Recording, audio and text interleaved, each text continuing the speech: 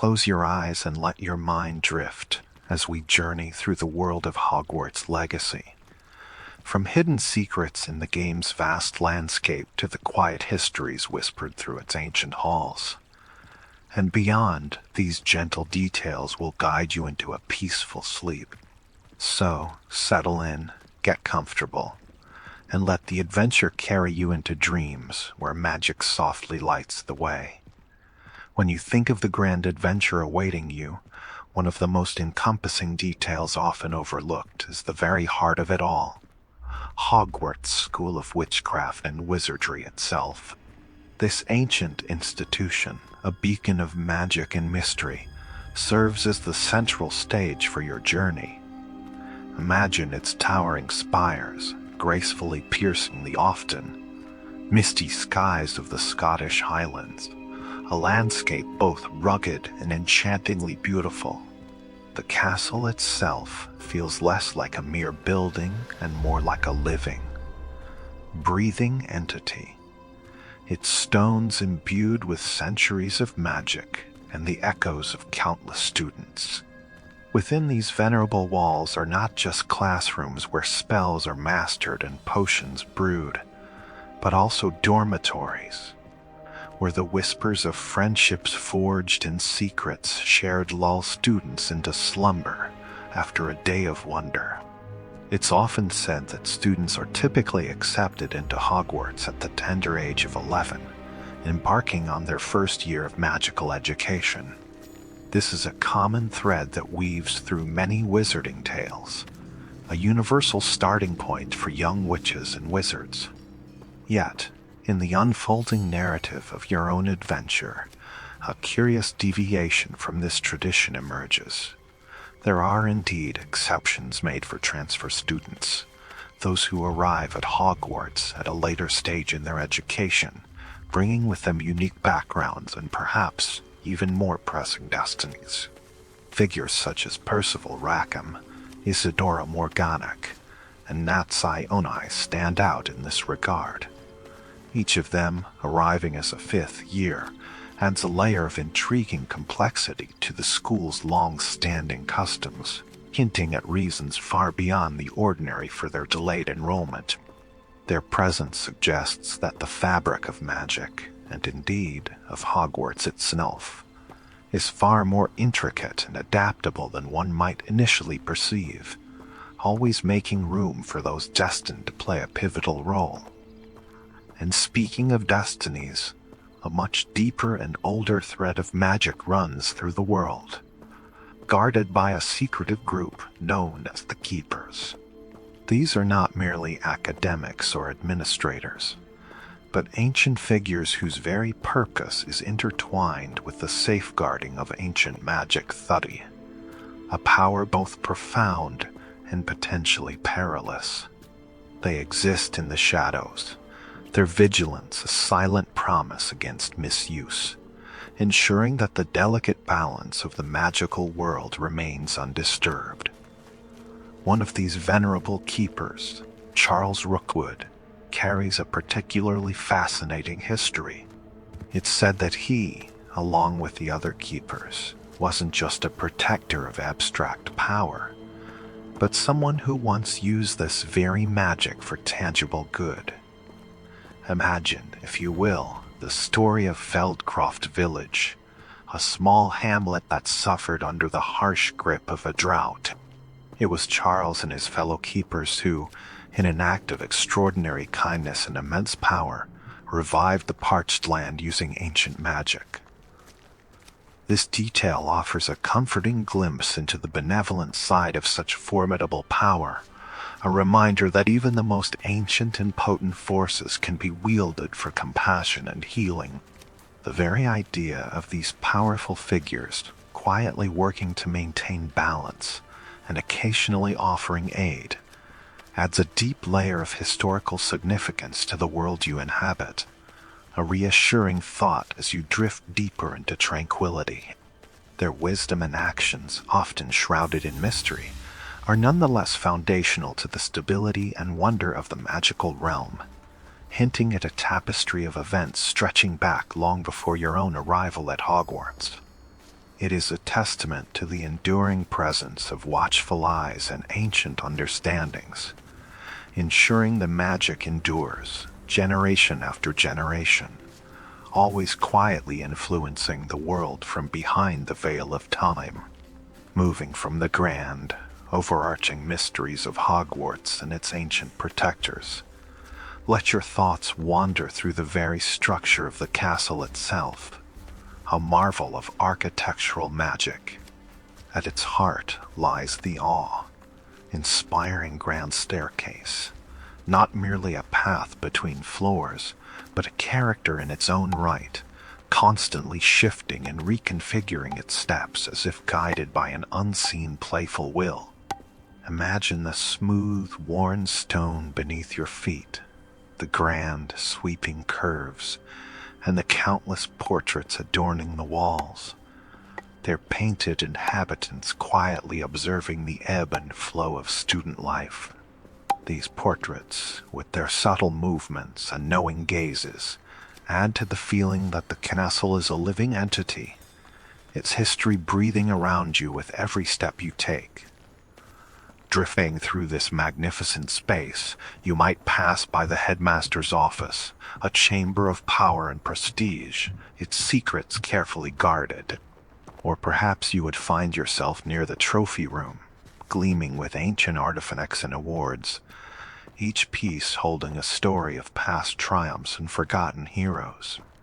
The Ravenclaw Tower, reaching high into the castle's upper echelons, promises intellectual pursuits and breathtaking views, while deep beneath, the Slytherin dungeon holds its own distinct, somewhat chillier allure.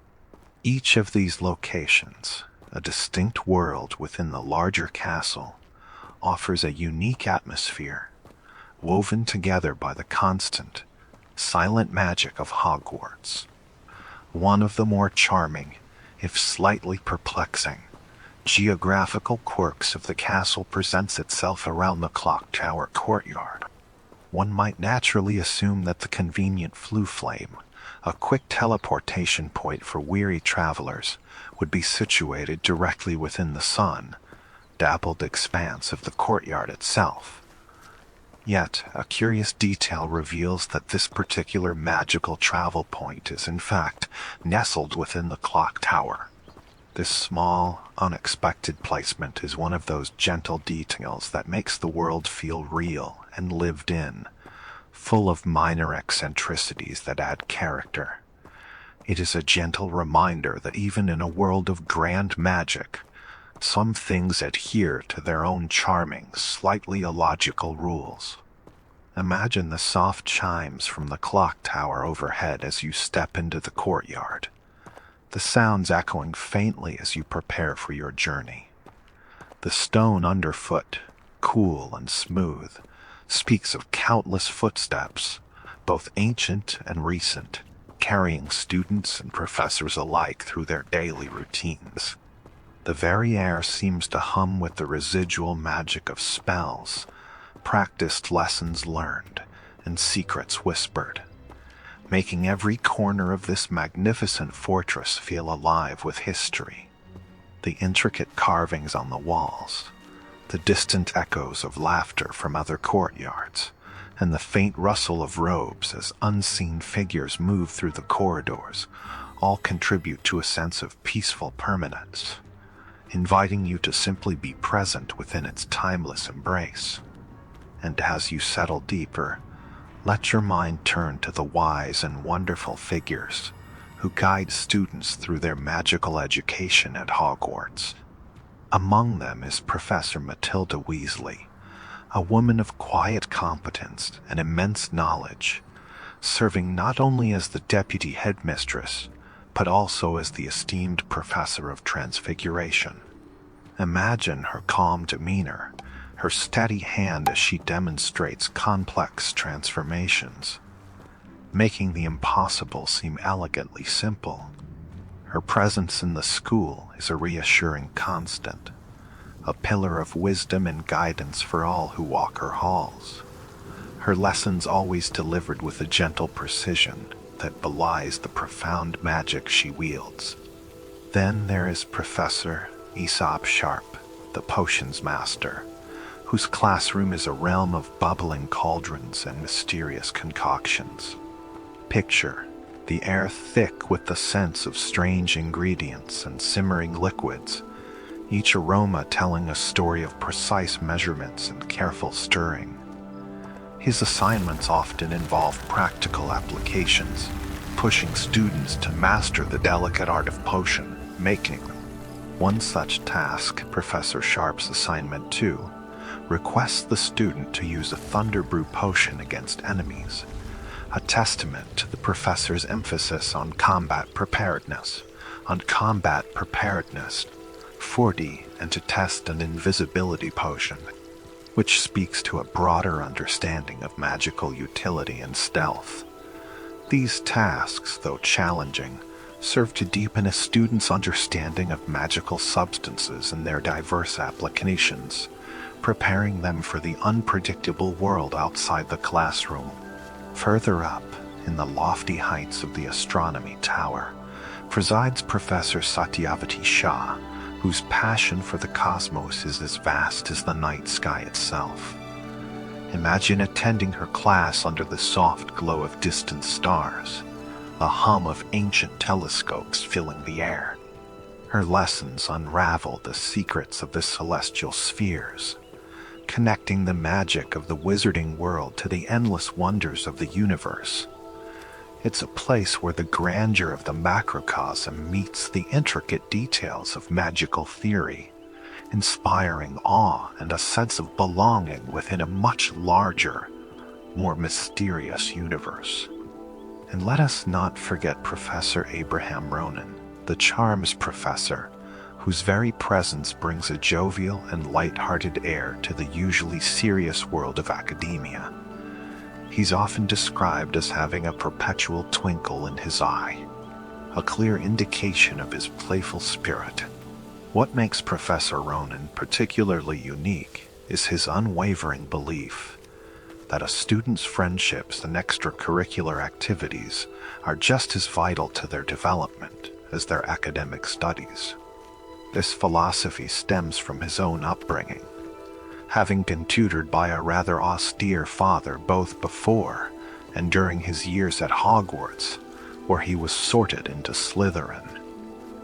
In response to this strict regimen, he developed a profound passion for games of all forms, finding joy and freedom in competitive play. He took a particular interest in gobstones, a game that blends strategy with a good sense of humor, and it was, quite charmingly, at an especially lively gobstones tournament that he allegedly met his wife. This deeply personal history explains his unorthodox teaching style, which often incorporates gameplay to the delight of most of his students. He once even tried to offer pointers to his colleague, Cuthbert Binns, whose students often appeared lethargic in history of magic class, a stark contrast to the lively engagement found in Ronan's own charming lessons. His dedication to making learning an enjoyable experience, coupled with his own rich personal history, makes him a truly memorable and beloved figure, adding a touch of warmth and unexpected cheer to the hallowed halls of Hogwarts. His gentle encouragement of camaraderie and his infectious love for games create an atmosphere where magic feels not just like a subject to be studied, but a joyful art to be embraced and shared. As you settle deeper into the quiet, let your mind drift through the myriad messages and inventories that weave the subtle fabric of the magical world. Even in a realm of grand adventures, there are small personal touches, like the rustle of parchment, that offer glimpses into the lives and duties of its inhabitants. Imagine, if you will, the elegant script of Professor Matilda Weasley, Deputy Headmistress, gracing official correspondence. Two particular letters come to mind, each carrying the weight of new beginnings and significant appointments. One, addressed to Madame Chio Kogawa, heralded marvelous news, her joining the esteemed faculty of Hogwarts as the new flying instructor.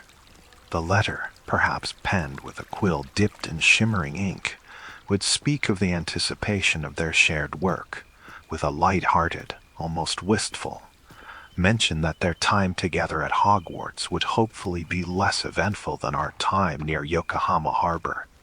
This curious aside paints a vivid picture of a past shared, a hint of adventures in a far-off land, now gently receding into memory as new responsibilities at the castle beckon. The gentle reminder to send an owl for any questions evokes the timeless charm of magical communication, where a feathered messenger bridges distances with quiet dignity. Another scroll, equally important, would have been dispatched to Mutiwa Onai, extending an invitation under the direction of Headmaster Black himself to assume the prestigious position of divination professor. This letter, likely more formal in its tone, would express the profound thrill at the prospect of her joining the distinguished faculty, awaiting her response with eager anticipation. Such exchanges, though seemingly mundane, reveal the careful orchestration behind the scenes, the tireless effort in ensuring Hogwarts remains a beacon of magical education, always welcoming new talent into its ancient embrace. These documents, unseen by many, are the quiet keystones of the school's enduring legacy, shaping its future with every word carefully chosen and conveyed by Owl, a testament to the enduring rhythm of academic life in a world far removed from our own. Then there are the more intimate, perhaps slightly exasperated missives, offering a glimpse into the domestic life of wizarding families. Picture a letter from Ursula Black, wife of the formidable headmaster Phineas Nigellus Black, a woman attempting to manage a bustling household while her husband is immersed in his duties. Her words would convey the familiar, insistent queries of children eager for their father's return, particularly young Balvina, who, with predictable regularity, would pose the question each morning at breakfast, only to be enveloped in a sulk upon being reminded of her father's noble work in securing their future education. There's a touch of wistful humor in her observation that Sirius and Phineas rarely send an owl, and when they do, they conspicuously omit any mention of their headmaster father. Yet, Ursula, with a mother's gentle wisdom, is certain they are proud, understanding the tremendous honor of having one's father at the helm of Hogwarts. The chaos of her home life then spills onto the parchment, with little Cygnus now crawling, following Arcturus about like an unwelcome shadow. Imagine the delightful exasperation as she recounts Arcturus's earnest begging for an invisibility potion, a plea she confesses she can hardly blame him for. Her own temptation to brew such a potion is palpable, swiftly tempered only by the thought of the eternal sniveling that Cygnus would surely regale her with. There's a quiet resilience in her closing lines, a suggestion that they might see him during the next school holiday, but with a gracious disclaimer, please don't feel any obligation. We can manage. This letter, full of mundane details and heartfelt moments, paints a vivid portrait of a wizard's family, juggling daily life, mischievous children, and the ever-present allure of magic, all while the headmaster dedicates himself to the greater good of the school. It's a comforting reminder that even the most powerful figures have families, and their absence leaves a domestic void filled with a mixture of longing, playful annoyance, and enduring affection. And then, stepping into a starkly different corner of the magical world's paper trail, we find a more unsettling document, Poacher's inventory list. This grim tally, devoid of personal touches, speaks of a darker, more dangerous aspect of this enchanting realm. Imagine the rough, utilitarian parchment, the hurried scrawl of a hand focused solely on illicit gain.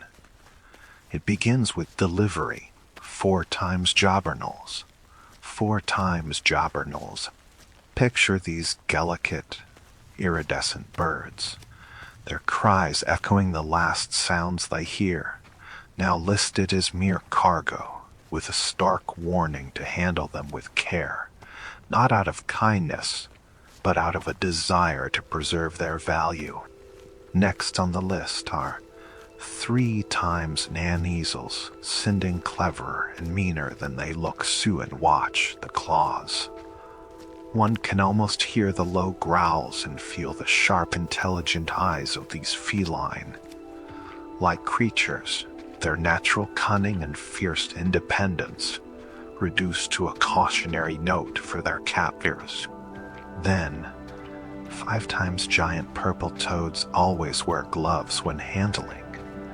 Envision their bulbous, vibrant forms, perhaps exuding a noxious slime, making the practical instruction a chilling reminder of the varied, often dangerous, forms of magical life being trafficked. The list continues, chillingly. With 1 times Thestral Fend, no you lot can see it. This single entry speaks volumes, hinting at the shared, often painful experiences of those who can perceive these skeletal, winged horses, visible only to those who have witnessed death. It imbues the list with a somber, almost philosophical undertone, a moment of dark recognition. Further down, the entry, 2 Ex-hippogriff sign have a lead on where to get a pair, introduces a note of speculative avarice, a hint of future illegal exploits, as these proud, magnificent beasts are targeted for capture. And finally, the most poignant entry, 0 times Phoenix Fevend, where this single unanswered question resonates with profound yearning, highlighting the ultimate rarity and elusive beauty of these mythical birds, reborn from ashes, forever beyond the grasp of those who would cage them. This list, in its chilling brevity, provides a stark contrast to the warmth of the letters, a stark reminder of the challenges and dangers lurking beneath the surface of the magical world, even as it gently invites you to rest. It's a whisper of the wild, untamed magic that some would seek to exploit, and a poignant underscore of the beauty that remains, forever out of reach for those who do not understand its true value beyond a mere price. Now, let your mind wander from the quiet whispers of correspondence to the gentle bustle of Hogsmeade Village, a place where magic feels tangible in every cobblestone and every shop window. Picture the charming, crooked streets, often dusted with a soft, ethereal snow, even on mild days lending an air of timeless enchantment. The warmth emanating from the shops, the distant echoes of laughter, and the subtle hum of daily wizarding life create a comforting symphony, a stark yet harmonious contrast to the ancient grandeur of Hogwarts Castle. It is a place where students can escape the hallowed halls for a moment, to find comfort, supplies, or simply a sweet diversion. Among the many delightful establishments, one might notice the Magic Neep, a quaint shop, perhaps with a rustic, earthy scent wafting from its doors, hinting at the treasures within. This is Hogsmeade's premier supplier of fresh produce, an array of magical plants, their vibrant leaves and peculiar forms hinting at their mystical properties. And legend shelves laden with various seeds, each holding the promise of verdant growth and potent ingredients. You might find Dittany seeds, crucial for healing salves, their tiny forms promising robust regeneration, or perhaps fluxweed seeds, essential for more advanced potions, their delicate texture belying their powerful potential.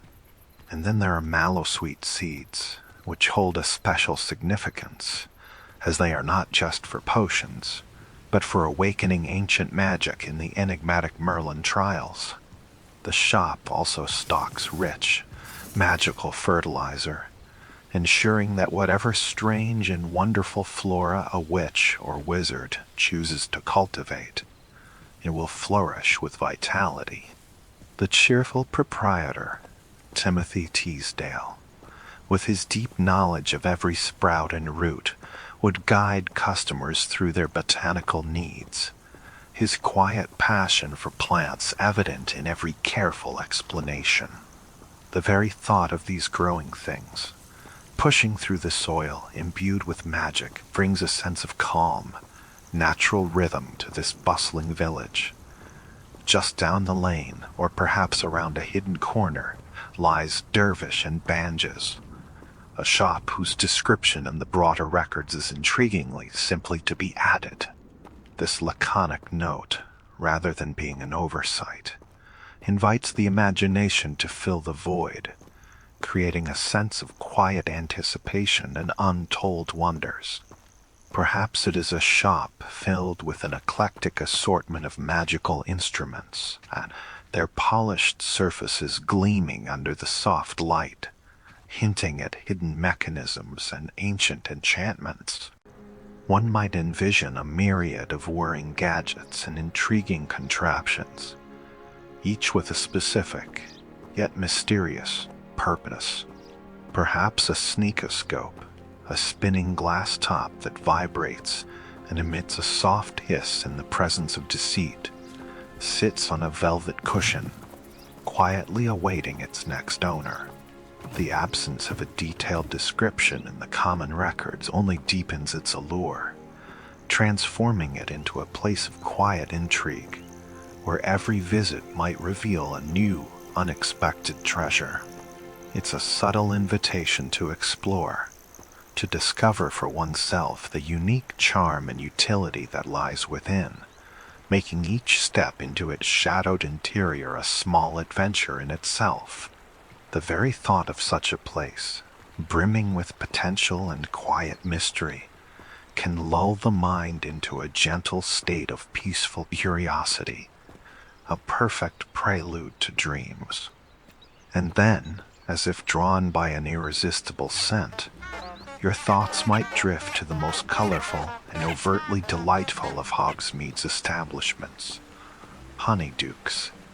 This sweet shop is a veritable explosion of sugary delights, a vibrant tapestry of candies and confections that would make even the most disciplined witch or wizard feel a surge of childlike wonder. Imagine walking into its doors, the air thick with the intoxicating aromas of sugar, chocolate, and indescribable magical essences, a scent that promises pure, unadulterated joy. Shelves upon shelves would be crammed with an astonishing variety of magical sweets, each more fantastical than the last. There are fizzing whiz-bees, surely, that buzz and tickle as they descend, leaving a delightful tingling sensation. And perhaps exploding bonbons, small, innocent-looking candies that burst with a surprising, yet harmless, pop of flavor. The shop's description itself carries a playful warning. Customers would be wise to know precisely what effect they may experience before sampling this shop's wares. This adds a delightful layer of delightful unpredictability, a hint that each sweet holds not just flavor, but a tiny spark of magic, a mini adventure in every bite. It's a place where the ordinary rules of consumption are playfully bent, and where the sheer joy of discovery is as much a part of the experience as the taste itself. Honeyduke stands as a vibrant testament to the lighter, more whimsical side of the wizarding world, a place where pure delight is carefully crafted and eagerly consumed, leaving a lingering sweetness long after you've left its enchanting embrace. The vibrant colors and sweet aromas create a gentle, warm sensation, a perfect bridge to deep, peaceful slumber. As your mind continues its gentle exploration of the wizarding world, let it settle upon an ancient and intriguing aspect of its landscape, the Merlin Trials. These are not grand epic battles, but rather a series of small spell-based challenges scattered with surprising frequency across the vast and magical open world. It's almost impossible, you might find, to take more than a few steps without stumbling upon one of these enigmatic stone altars, each a silent invitation to engage with the legacy of one of magic's most legendary figures. Imagine the subtle hum of dormant magic emanating from these sites, ancient puzzles designed by Merlin himself during his time at Hogwarts, now awaiting a curious mind and a steady wand. These trials, though seemingly minor, serve a crucial purpose, not in grand glory, but in practical empowerment. Their primary reward is the expansion of your inventory slots, a most welcome boon for any budding witch or wizard. This quiet benefit allows you to carry more items Cindy, more potent potions, more unique gear, more treasures to sell Sin, easing the burdens of exploration and preparing you for the long journeys ahead. The simple act of solving these puzzles, of connecting with ancient magic, brings with it a quiet satisfaction, a feeling of growing capability. Your initiation into these venerable challenges, often a memorable turning point, begins with a quest aptly named Trials of Merlin. This journey unfolds shortly after a significant encounter, one that brings you into the company of Natty, a spirited companion whose path crosses yours near the unassuming hamlet of Lower Hogsfield. Imagine the quiet anticipation of this meeting, perhaps under a rustling canopy of ancient trees or beside a gently flowing stream. It is during this crucial period that fate intertwines your path with Nora Treadwell, a figure whose connection to these trials runs deep. You might hear the faint sounds of an altercation, the clang of metal, or the shouts of Rookwood's gang, disrupting the peaceful countryside. Lending your aid to Nora in her struggle against these dark forces not only showcases your burgeoning magical prowess, but also cements a bond of trust. After the dust settles and the danger recedes, Nora, recognizing your innate magical abilities and burgeoning potential, will gently guide you towards your very first Merlin trial. She'll instruct you on the proper way to activate these ancient puzzles by placing mallowsweet on the altar. Imagine the delicate, fragrant leaves of mallowsweet perhaps glowing with a faint inner light as you gently lay them upon the weathered stone. The aroma, sweet and earthy, would mingle with the latent magic, awakening the trial with a soft, ethereal hum. This initial act of connection, using a simple plant to trigger a powerful ancient magic, marks the beginning of your journey into Merlin's legacy. It is a gentle, almost ceremonial step that unlocks a world of continuous rewarding challenges, each one a subtle nod to the enduring wisdom of the greatest wizard to have ever walked the earth. The profound satisfaction of successfully completing that first challenge, the quiet understanding that dawns upon you, is a feeling that resonates deep within, a promise of many more such discoveries to come, each one guiding you further into the serene depths of this magical dream. As you settle deeper into the quiet, let your mind drift through the myriad messages and inventories that weave the subtle fabric of the magical world.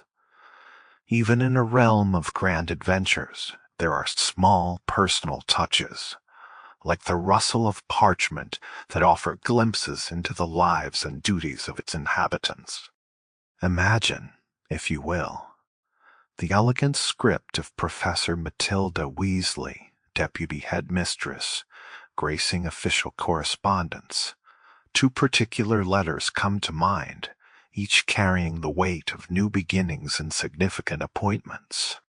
One, addressed to Madame Chio Kogawa, heralded marvelous news, her joining the esteemed faculty of Hogwarts as the new flying instructor. The letter, perhaps penned with a quill dipped in shimmering ink, would speak of the anticipation of their shared work, with a light-hearted, almost wistful mention that their time together at Hogwarts would hopefully be less eventful than our time near Yokohama Harbor. This curious aside paints a vivid picture of a past shared, a hint of adventures in a far-off land, now gently receding into memory as new responsibilities at the castle beckon.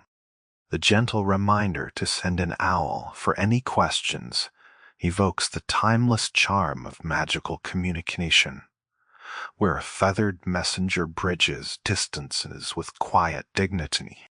Another scroll, equally important, would have been dispatched to Muriwa Onai, extending an invitation under the direction of Headmaster Black himself to assume the prestigious position of divination professor. This letter, likely more formal in its tone, would express the profound thrill at the prospect of her joining the distinguished faculty, awaiting her response with eager anticipation. Such exchanges, though seemingly mundane, reveal the careful orchestration behind the scenes, the tireless effort in ensuring Hogwarts remains a beacon of magical education, always welcoming new talent into its ancient embrace. These documents, unseen by many, are the quiet keystones of the school's enduring legacy, shaping its future with every word carefully chosen and conveyed by Owl, a testament to the enduring rhythm of academic life in a world far removed from our own. Then there are the more intimate, perhaps slightly exasperated missives, offering a glimpse into the domestic life of wizarding families. Picture a letter from Ursula Black, wife of the formidable headmaster Phineas Nigellus Black, a woman attempting to manage a bustling household while her husband is immersed in his duties. Her words would convey the familiar, insistent queries of children eager for their father's return, particularly young Balvina, who, with predictable regularity, would pose the question each morning at breakfast, only to be enveloped in a sulk upon being reminded of her father's noble work in securing their future education. There's a touch of wistful humor in her observation that Sirius and Phineas rarely send an owl, and when they do, they conspicuously omit any mention of their headmaster father. Yet, Ursula, with a mother's gentle wisdom, is certain they are proud, understanding the tremendous honor of having one's father at the helm of Hogwarts. The chaos of her home life then spills onto the parchment, with little Cygnus now crawling, following Arcturus about like an unwelcome shadow. Imagine the delightful exasperation as she recounts, Arcturus's earnest begging for an invisibility potion, a plea she confesses she can hardly blame him for. Her own temptation to brew such a potion is palpable, swiftly tempered only by the thought of the eternal sniveling that Cygnus would surely regale her with. There's a quiet resilience in her closing lines, a suggestion that they might see him during the next school holiday, but with a gracious disclaimer, please don't feel any obligation. We can manage. This letter, full of mundane details and heartfelt moments, paints a vivid portrait of a wizard's family, juggling daily life, mischievous children, and the ever-present allure of magic, all while the headmaster dedicates himself to the greater good of the school. It's a comforting reminder that even the most powerful figures have families, and their absence leaves a domestic void filled with a mixture of longing, playful annoyance, and enduring affection. And then, stepping into a starkly different corner of the magical world's paper trail, we find a more unsettling document, a poacher's inventory list. This grim tally, devoid of personal touches, speaks of a darker, more dangerous aspect of this enchanting realm. Imagine the rough, utilitarian parchment, the hurried scrawl of a hand focused solely on illicit gain. It begins with delivery, 4 times jobberknolls. 4 times jobberknolls. Picture these delicate, iridescent birds, their cries echoing the last sounds they hear, now listed as mere cargo, with a stark warning to handle them with care, not out of kindness, but out of a desire to preserve their value. Next on the list are 3 times Nan easels, sending cleverer and meaner than they look sue and watch the claws. One can almost hear the low growls and feel the sharp, intelligent eyes of these feline. Like creatures, their natural cunning and fierce independence reduced to a cautionary note for their captors. Then, 5 times giant purple toads always wear gloves when handling. Envision their bulbous, vibrant forms perhaps exuding a noxious slime, making the practical instruction a chilling reminder of the varied, often dangerous, forms of magical life being trafficked. The list continues, chillingly. With 1 times thestral fend, no ulot can see it. This single entry speaks volumes, hinting at the shared, often painful experiences of those who can perceive these skeletal, winged horses, visible only to those who have witnessed death. It imbues the list with a somber, almost philosophical undertone, a moment of dark recognition. Further down, the entry, too, X-hippogriff sign have a lead on where to get a pair, introduces a note of speculative avarice, a hint of future illegal exploits. As these proud, magnificent beasts are targeted for capture. And finally, the most poignant entry, 0 times Phoenix Pheasant, where this single unanswered question resonates with profound yearning, highlighting the ultimate rarity and elusive beauty of these mythical birds, reborn from ashes forever beyond the grasp of those who had caged them. This list, in its chilling brevity, provides a stark contrast to the warmth of the letters, a stark reminder of the challenges and dangers lurking beneath the surface of the magical world, even as it gently invites you to rest. It's a whisper of the wild, untamed magic that some would seek to exploit, and a poignant underscore of the beauty that remains, forever out of reach for those who do not understand its true value beyond a mere price. Now, let your mind wander from the quiet whispers of correspondence to the gentle bustle of Hogsmeade Village, a place where magic feels tangible in every cobblestone and every shop window.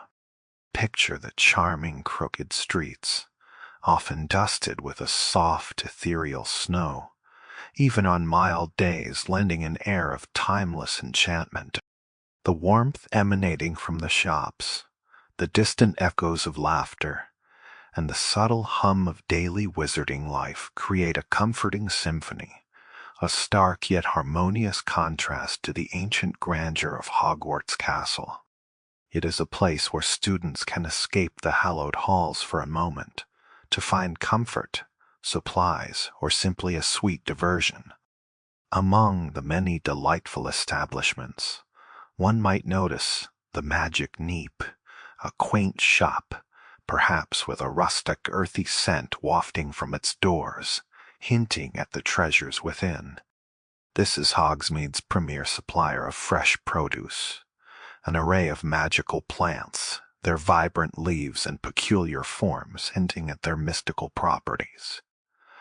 And legend shelves laden with various seeds, each holding the promise of verdant growth and potent ingredients. You might find dittany seeds, crucial for healing salves, their tiny forms promising robust regeneration, or perhaps fluxweed seeds, essential for more advanced potions, their delicate texture belying their powerful potential. And then there are mallowsweet seeds, which hold a special significance, as they are not just for potions, but for awakening ancient magic in the enigmatic Merlin trials.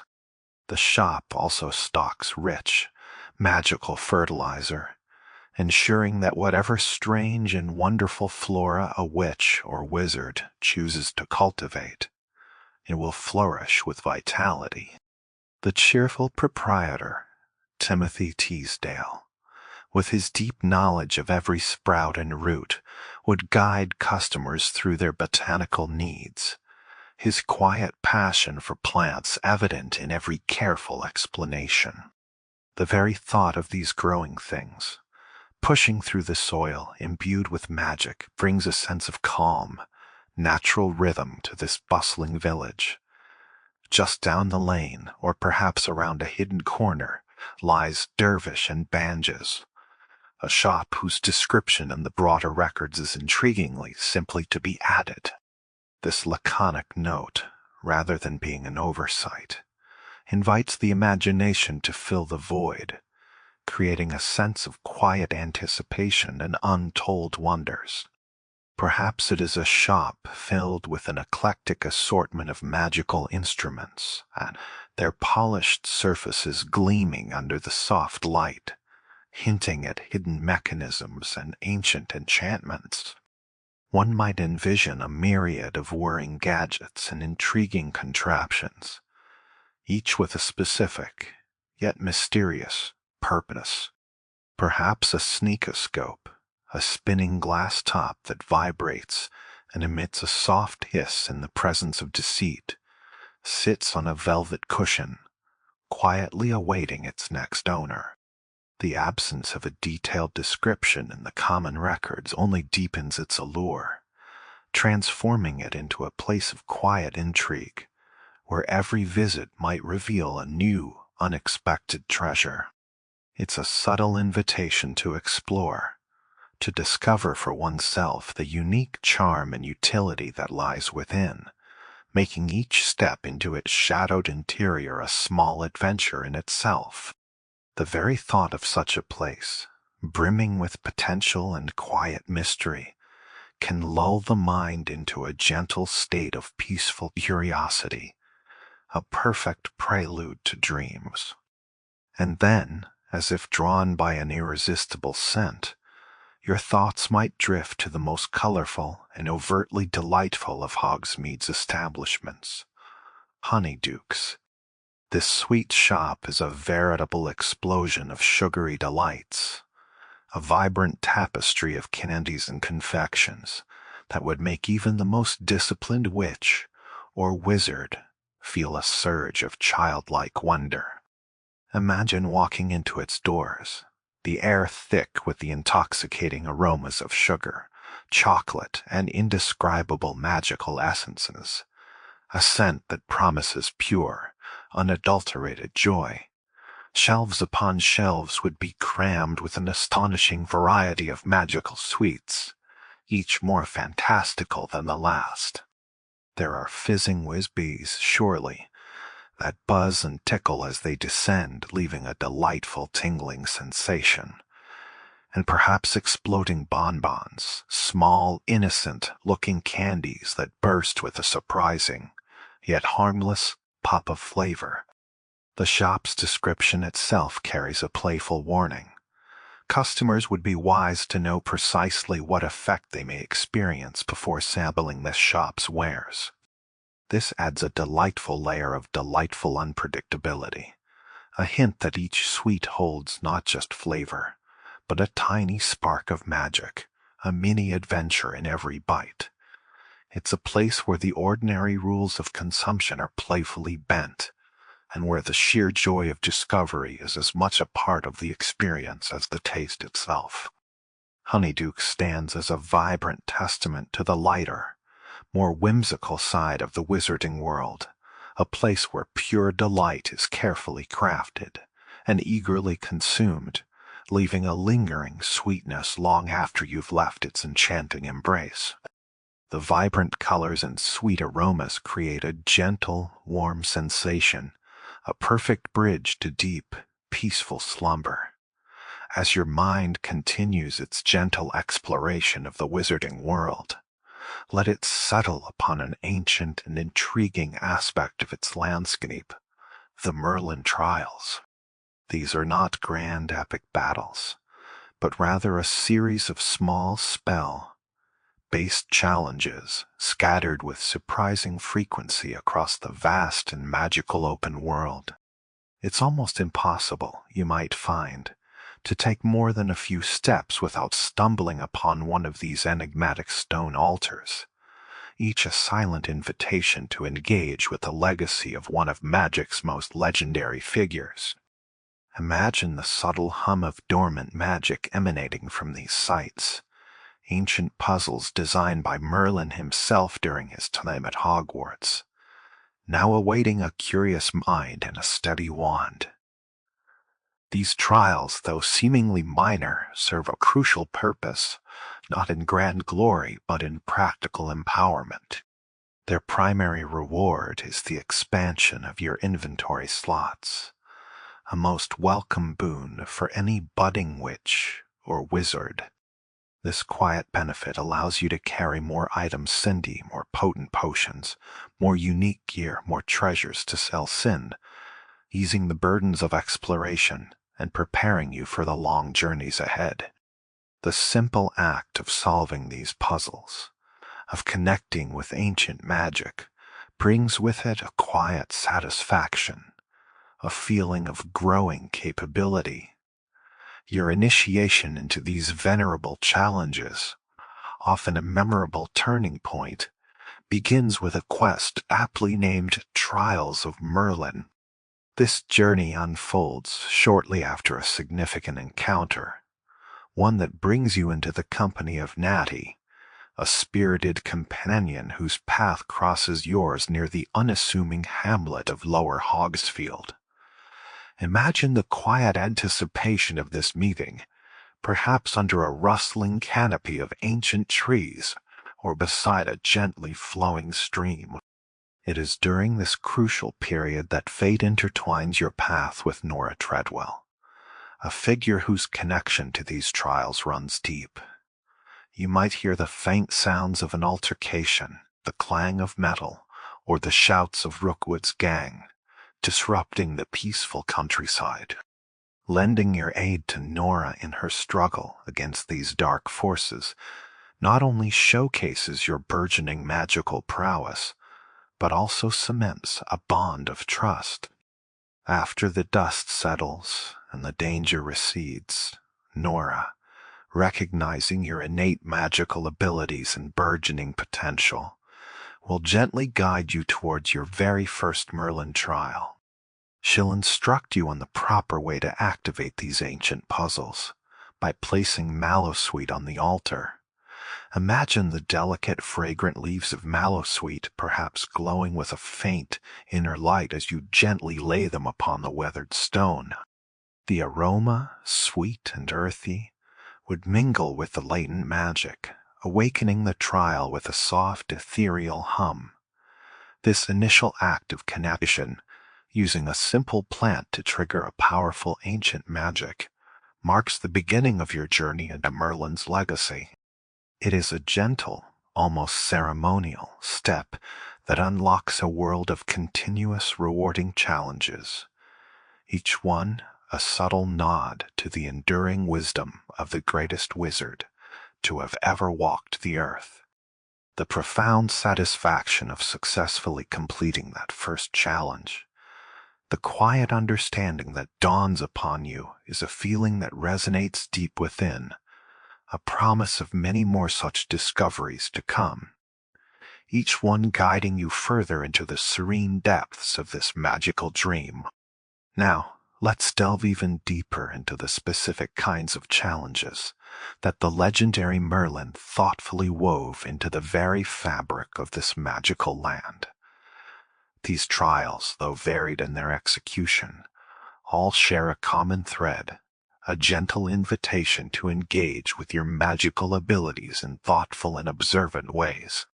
Picture a tranquil glade, perhaps bathed in the soft glow of twilight, where weathered stone altars stand sentinel. Around these altars you might notice slender torches, patiently awaiting the touch of your wand. This is one such Merlin trial, a quiet test of precision and timing, the lighting torch's challenge. To awaken its ancient magic, you'll need to invoke the warmth of incendio, a burst of controlled fire, or the more forceful confringo, sending a focused blast of flame across the air.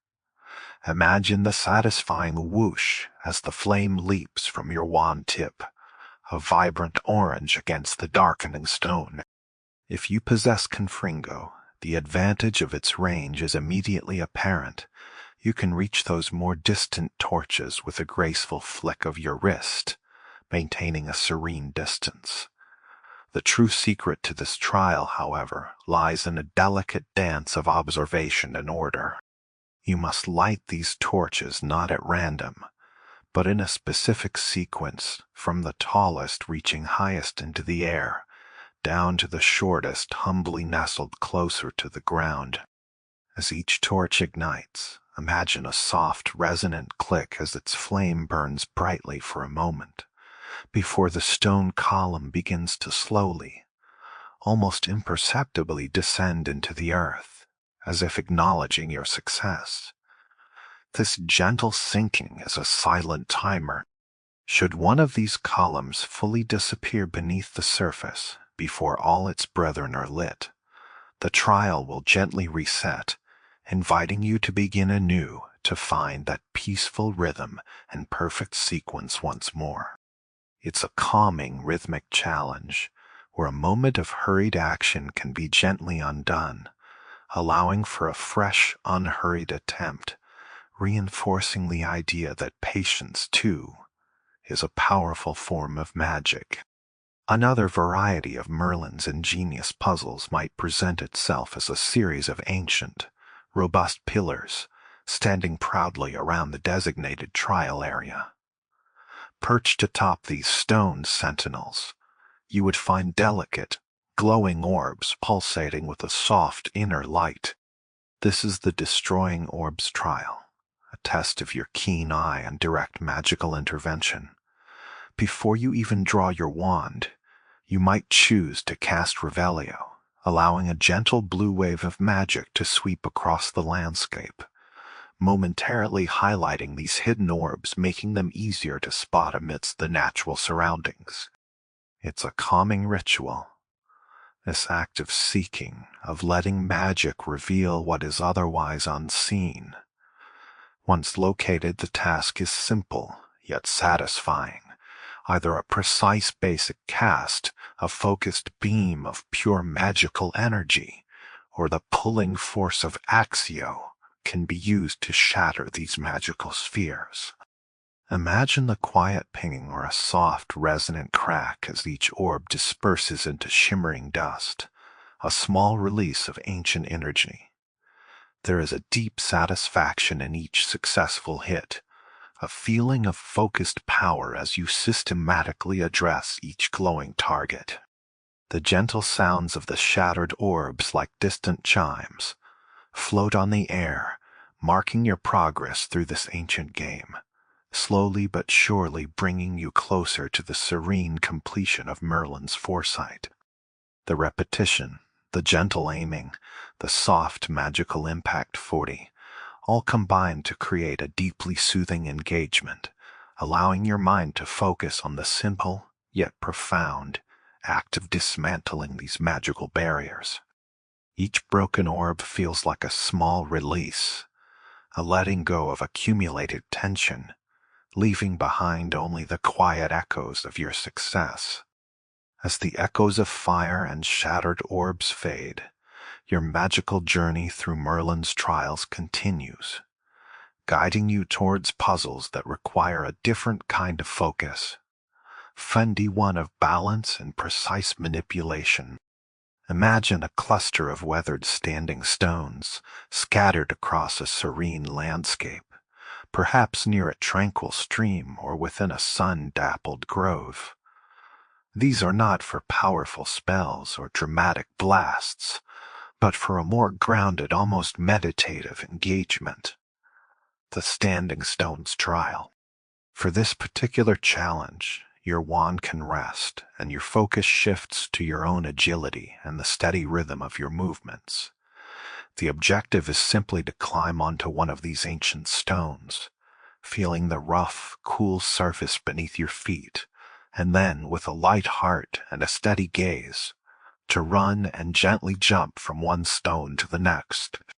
Picture the feeling of weightlessness in midair, the soft landing on the next weathered surface, your balance a quiet testament to your presence in this magical world. It's a rhythmic, almost dance. Like progression, a silent communion with the earth and its ancient structures. There is no spell to cast, no enemy to defeat. Just the simple, satisfying movement from one point to the next, until you reach the final stone, and the trial's magic gently settles, acknowledging your successful traverse.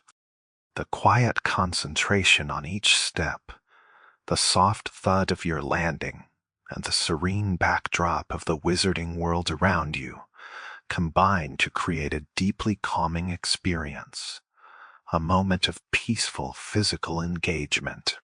Then, nearby, your eyes might be drawn to another intriguing setup: robust stone pillars, each topped with a small, intricately carved cube. This is the Symbol Cube's trial, a delightful test of observation and precise magical control. The cubes themselves are not plain. They are adorned with a variety of symbols, perhaps ancient runes or whimsical magical motifs, and importantly, arrows on some of their faces. The plinths or bases on which these cubes rest also bear matching symbols, patiently awaiting alignment. To solve this puzzle, you'll need the charm of flipendo. Imagine a gentle, yet firm, flick of your wand, sending a pulse of magic that causes the cube to rotate with a soft whir. Your task is to carefully observe the symbols on the cube, and the plinth, using the arrows on the cube's faces as subtle guides. Each targeted flipendo brings the cube closer to its correct orientation, a small click perhaps accompanying each successful rotation, until the symbols on the cube perfectly align with those on its base. There is a quiet satisfaction in this act of matching, a sense of harmonious order being restored. The focused casting, the thoughtful observation, and the gentle rotation of the cubes create a tranquil challenge, allowing your mind to engage with patterns and precision rather than explosive power. A soft mental exercise that eases you further into a state of deep calm. As the last symbol finds its place, and the standing stones whisper their silent congratulations, the journey through Merlin's whimsical trials continues, leading you to challenges that embrace the gentle interplay of light and shadow, and the subtle art of restoration. Picture a serene glade, perhaps touched by the first blush of dawn or the softest hues of twilight, where you discover hollow stone cubes, each cradling a crystal that glows with a faint internal luminescence. Nearby, almost as if summoned by the very air, delicate ethereal moths flutter, their wings shimmering with an otherworldly radiance. This is the lighting crystal's trial, a task that calls for the subtle art of attraction and guidance. To begin, you'll cast Lumos, allowing the tip of your wand to bloom with a soft, steady light. Imagine the warmth of this glow, not harsh, but inviting, drawing the luminescent moths towards you with an almost magnetic pull. They drift closer, their delicate forms circling your wand, their soft, fluttering movements a gentle ballet in the air. Your task is then to gently guide these willing companions towards the hollow stone cubes. As each moth settles into the cube, drawn by the inner radiance of the crystal, imagine a soft, resonant hum and a subtle intensification of the crystal's light. There's a quiet magic in this act of communion, a harmonious blend of your will, the moth's gentle spirit, and Merlin's ancient design. Once all the cubes have been gently illuminated, their crystals glowing in unison, the trial concludes with a soft, satisfying thrum, a symphony of light and stillness that washes over you, leaving a feeling of quiet accomplishment and deep peace. Drifting from the gentle glow of crystals, your attention might then fall upon another intriguing arrangement within the trial area. Flat stone plates embedded in the ground, each featuring several spherical openings like small, empty nests. Nearby, perhaps partially concealed by ancient moss or scattered leaves, you'll discover neat piles of small, smooth stone balls, waiting patiently. This is the stone sphere's trial, a test of precision and summoning. To begin, a soft cast of Revelio will send out its familiar blue wave, gently highlighting not only the plates, but also the often hidden piles of stone balls, making them easily discernible. It's a satisfying clarity, this magical illumination.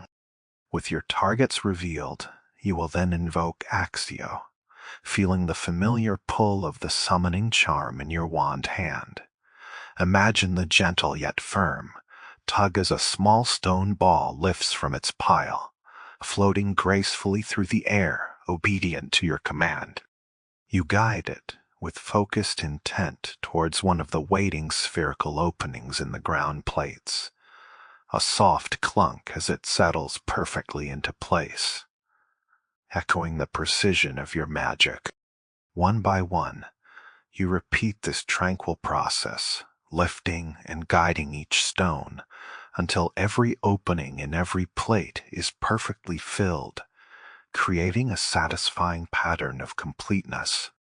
The rhythmic casting, the gentle movement of the stones, and the quiet beauty of restoring order to Merlin's ancient puzzle all contribute to a profound sense of calm, a gentle exercise in magical patience.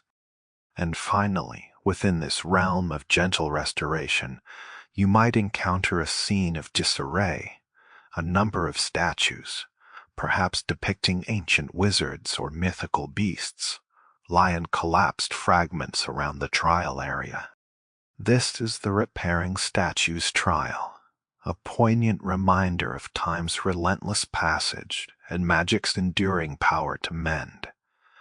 When the trial commences, these majestic forms, once standing tall, crumble into fractured pieces, a temporary testament to decay. Your task, however, is not to despair, but to embrace the art of reparo. Imagine drawing your wand, feeling the gentle hum of restorative magic gather at its tip. With a focused thought, you cast reparo and watch as the shattered fragments of a statue begin to shimmer, then slowly, gracefully reassemble themselves. The sound might be a soft, ethereal whisper of stone coming together, a quiet sigh of completion as the statue regains its former glory, its cracks fading into oblivion. Sometimes, in the quiet concentration of the task, a small piece might be overlooked. Here, another gentle cast of Revelio proves invaluable, sending its revealing wave to highlight any missed statue fragments, ensuring that no detail is left unattended. The act of mending, of bringing wholeness back to what was broken, is deeply satisfying.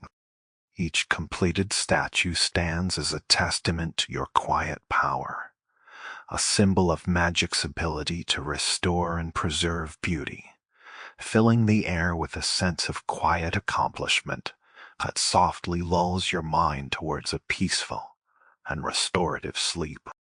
The gentle magic of reparo, a balm for both stone and spirit, helps you unwind, letting go of the day's concerns as the ancient world of Hogwarts gently embraces your dreams. As your journey through ancient trials gently concludes, let your mind now drift towards one of Hogwarts' most magnificent and personal secrets, the Room of Requirement. This isn't merely a destination, but a profound discovery deeply woven into the fabric of your burgeoning magical life. Imagine receiving a discreet message, perhaps a folded parchment carried by a gentle breeze, or a quiet word exchanged in a bustling corridor, from none other than Professor Weasley herself. The message, intriguing and slightly mysterious, would request your presence in the seventh floor corridor of the astronomy tower. This meeting place itself, so high and solitary, adds to the quiet anticipation, a hint that what awaits is far from an ordinary lesson. Picture yourself ascending the winding stairs of the astronomy tower, the cool stone murmuring underfoot, the air growing lighter with each step. The views from the upper windows might offer glimpses of the Forbidden Forest, a dark, velvet expanse, or the distant, shimmering surface of the Great Lake, all bathed in the soft, ambient light of the castle. Arriving in the designated corridor, you'd find Professor Weasley, her demeanor calm yet expectant, her eyes holding a hint of excitement. It is here, in a seemingly unremarkable stretch of wall, that the magic truly begins to unfold. She would explain the ancient lore of the Room of Requirement, a place that appears only when someone is in dire need of it, shaping itself to perfectly fulfill that need. Imagine the subtle shift in the air, a faint shimmer, as the very stone of the wall begins to ripple, almost like water, before slowly, majestically, a grand ornate door, previously unseen, materializes before your very eyes. This moment of discovery is not just about finding a room. It's about understanding a deeper connection between intention and magic, a profound interaction with Hogwarts itself. Stepping through that newly revealed doorway, you would find yourself in a space unlike any other within the castle. In its initial, raw form, the Room of Requirement is a breathtaking, almost overwhelming expanse, a maze of oddities and forgotten relics, each object holding the faint echo of past desires and needs. It's a place of quiet chaos, yet full of profound potential. Professor Weasley, with her characteristic composure, would guide you through this wondrous, ever-shifting space, her voice a calming presence amidst the visual feast of forgotten treasures. As you navigate the winding paths between stacks of ancient furniture, discarded inventions, and peculiar magical artifacts, she would gently introduce you to a truly remarkable spell, Evanesco. Imagine the sensation of learning this charm, a subtle yet powerful act of vanishing. With a flick of your wand and the focused intent of Evanesco, obstacles in your path, perhaps a towering pile of old quills or a rickety, enchanted wardrobe, would shimmer then slowly, gracefully dissipate into thin air, leaving behind not a void, but a sense of cleared space, a peaceful emptiness. This spell is not just about removal. It is about the magic of making space, of clearing the clutter to make room for new possibilities. A gentle act of magical decluttering that also serves to declutter the mind.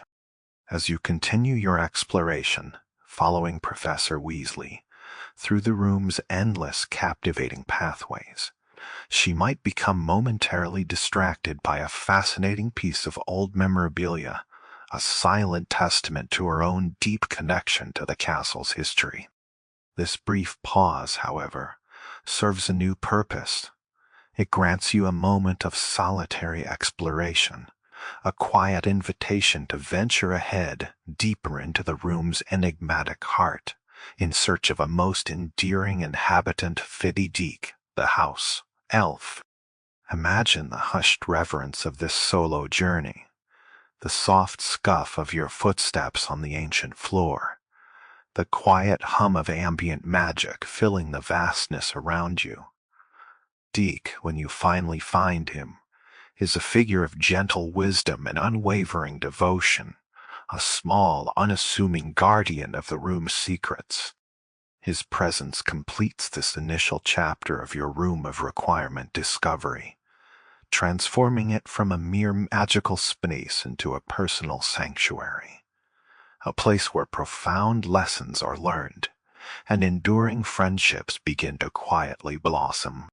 The quiet dignity of Deek, the profound magic of the room, and the gentle guidance of Professor Weasley all combine to create a deeply soothing narrative, a perfect backdrop for the quiet drifting of dreams.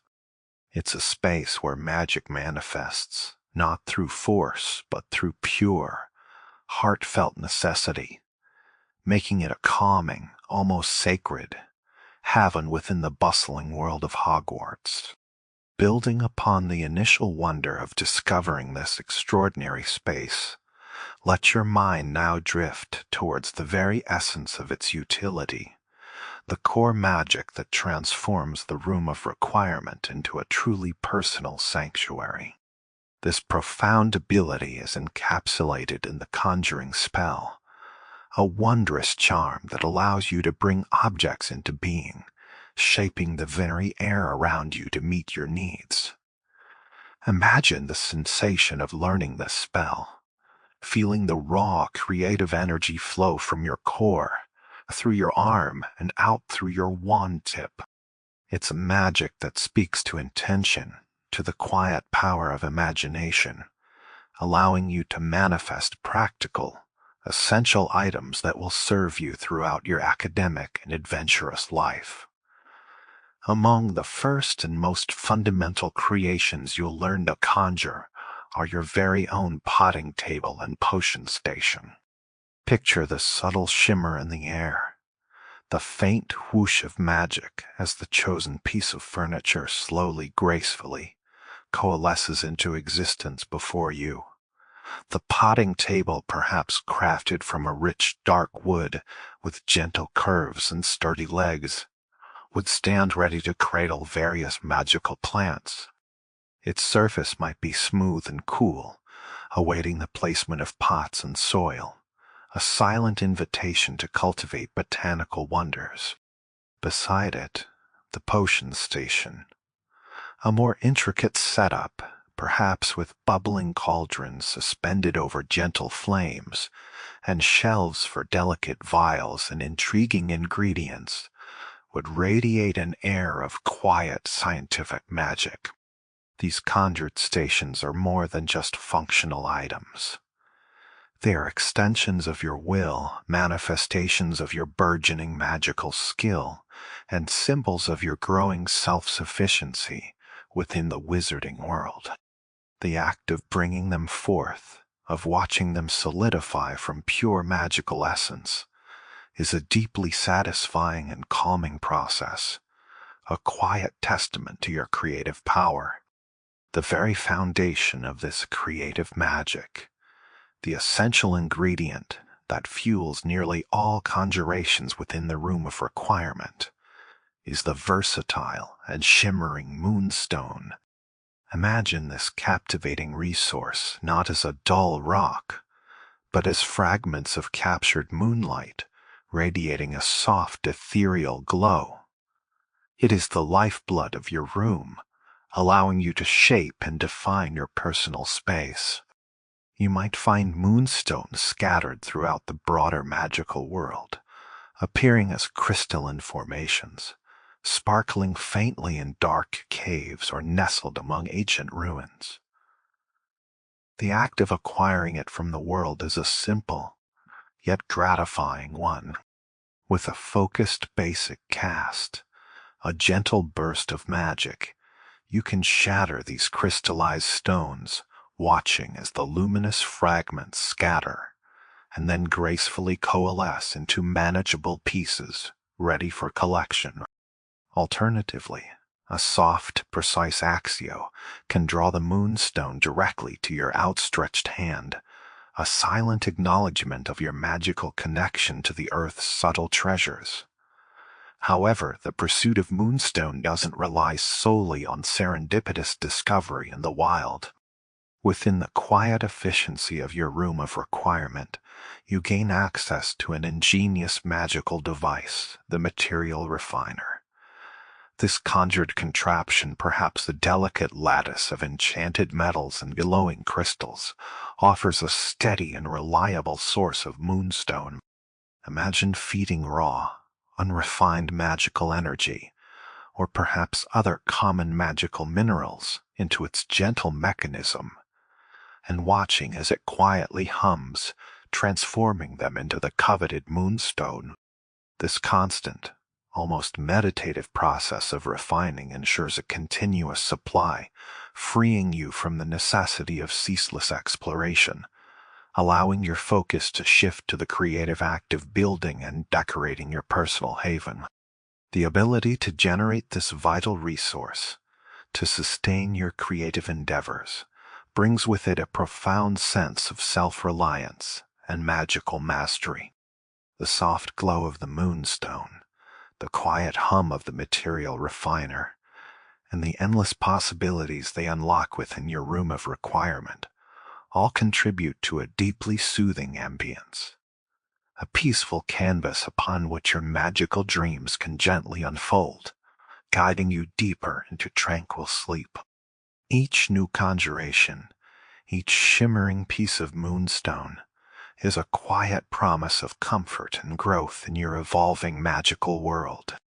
As the soothing magic of conjuration settles around you, and your newly manifested potting tables and potion stations stand ready, let your mind now drift to a fascinating, yet calming, aspect of your burgeoning magical economy, the art of alchemy, specifically the strategic acquisition of seeds, recipes, and the subtle management of your nascent wealth within the room of requirement.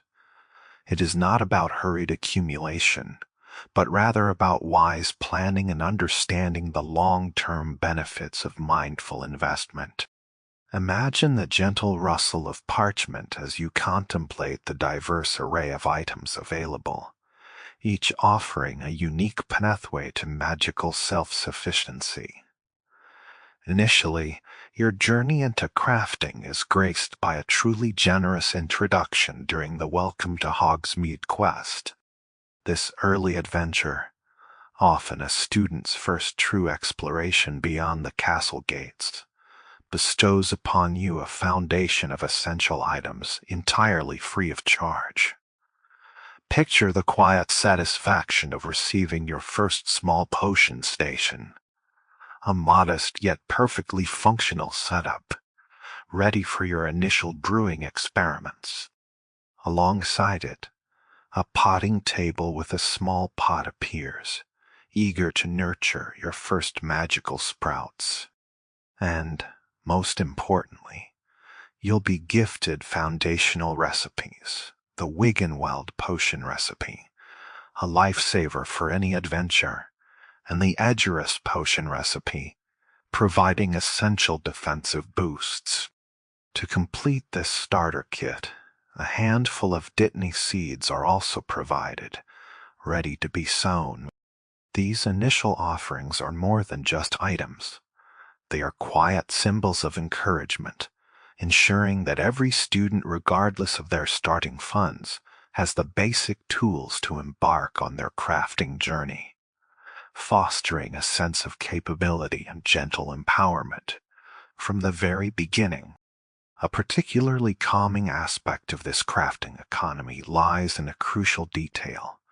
Most potion recipes and plant seeds, once acquired, are a one-time purchase.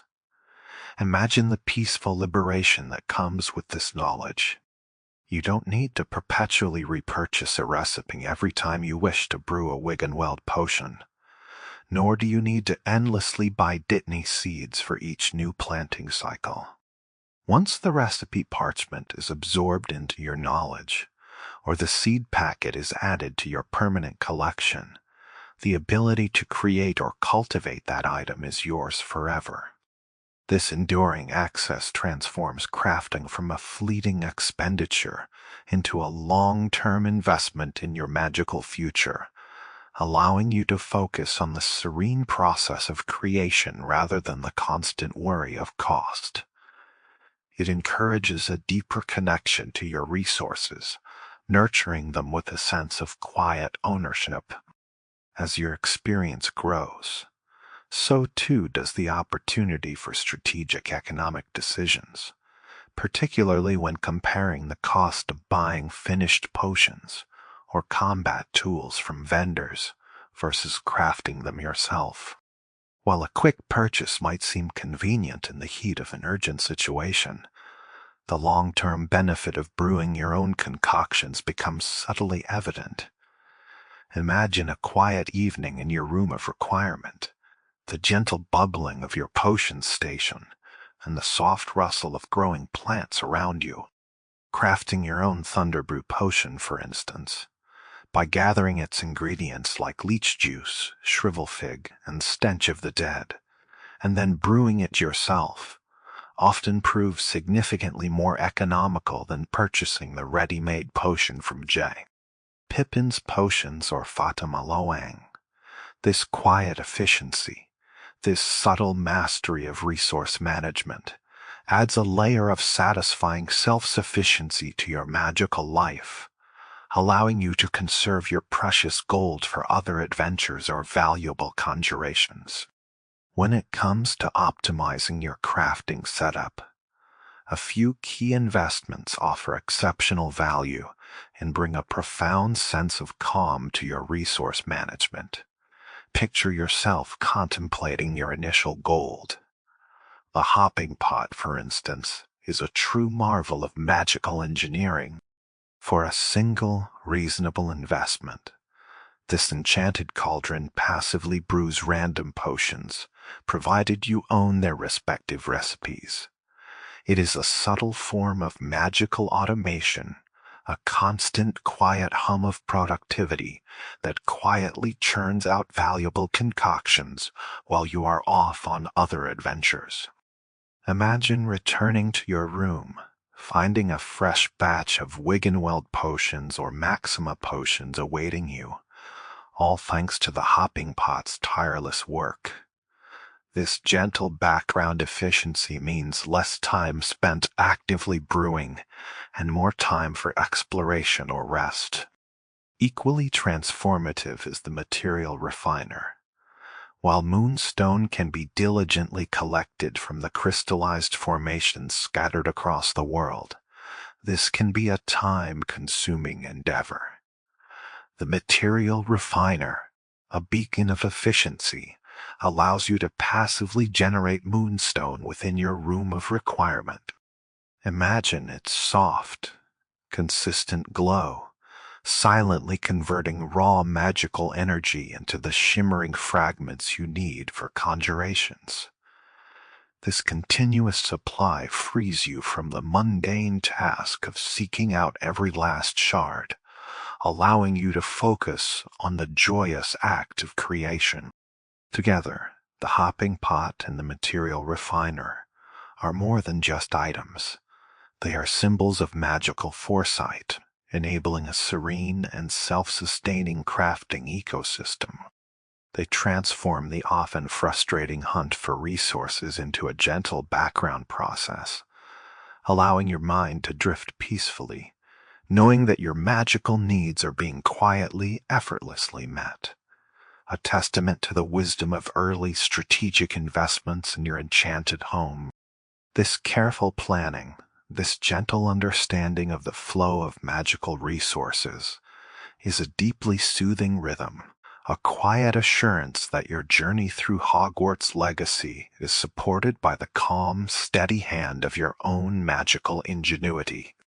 As your hands gently ease from the ancient puzzles of Merlin, let your thoughts now drift towards the vibrant, living heart of your personal magical sanctuary, the cultivation of green magic within the room of requirement. Imagine the serene atmosphere, perhaps a soft, magical glow illuminating the various potting tables you've conjured, each cradling burgeoning life. There's a quiet rhythm to this botanical ballet, a gentle pulse of growth that unfolds with its own unique timing, a testament to nature's enduring patience, even when imbued with magic. Consider first the smallest of these botanical wonders, nestling comfortably in their petite pots.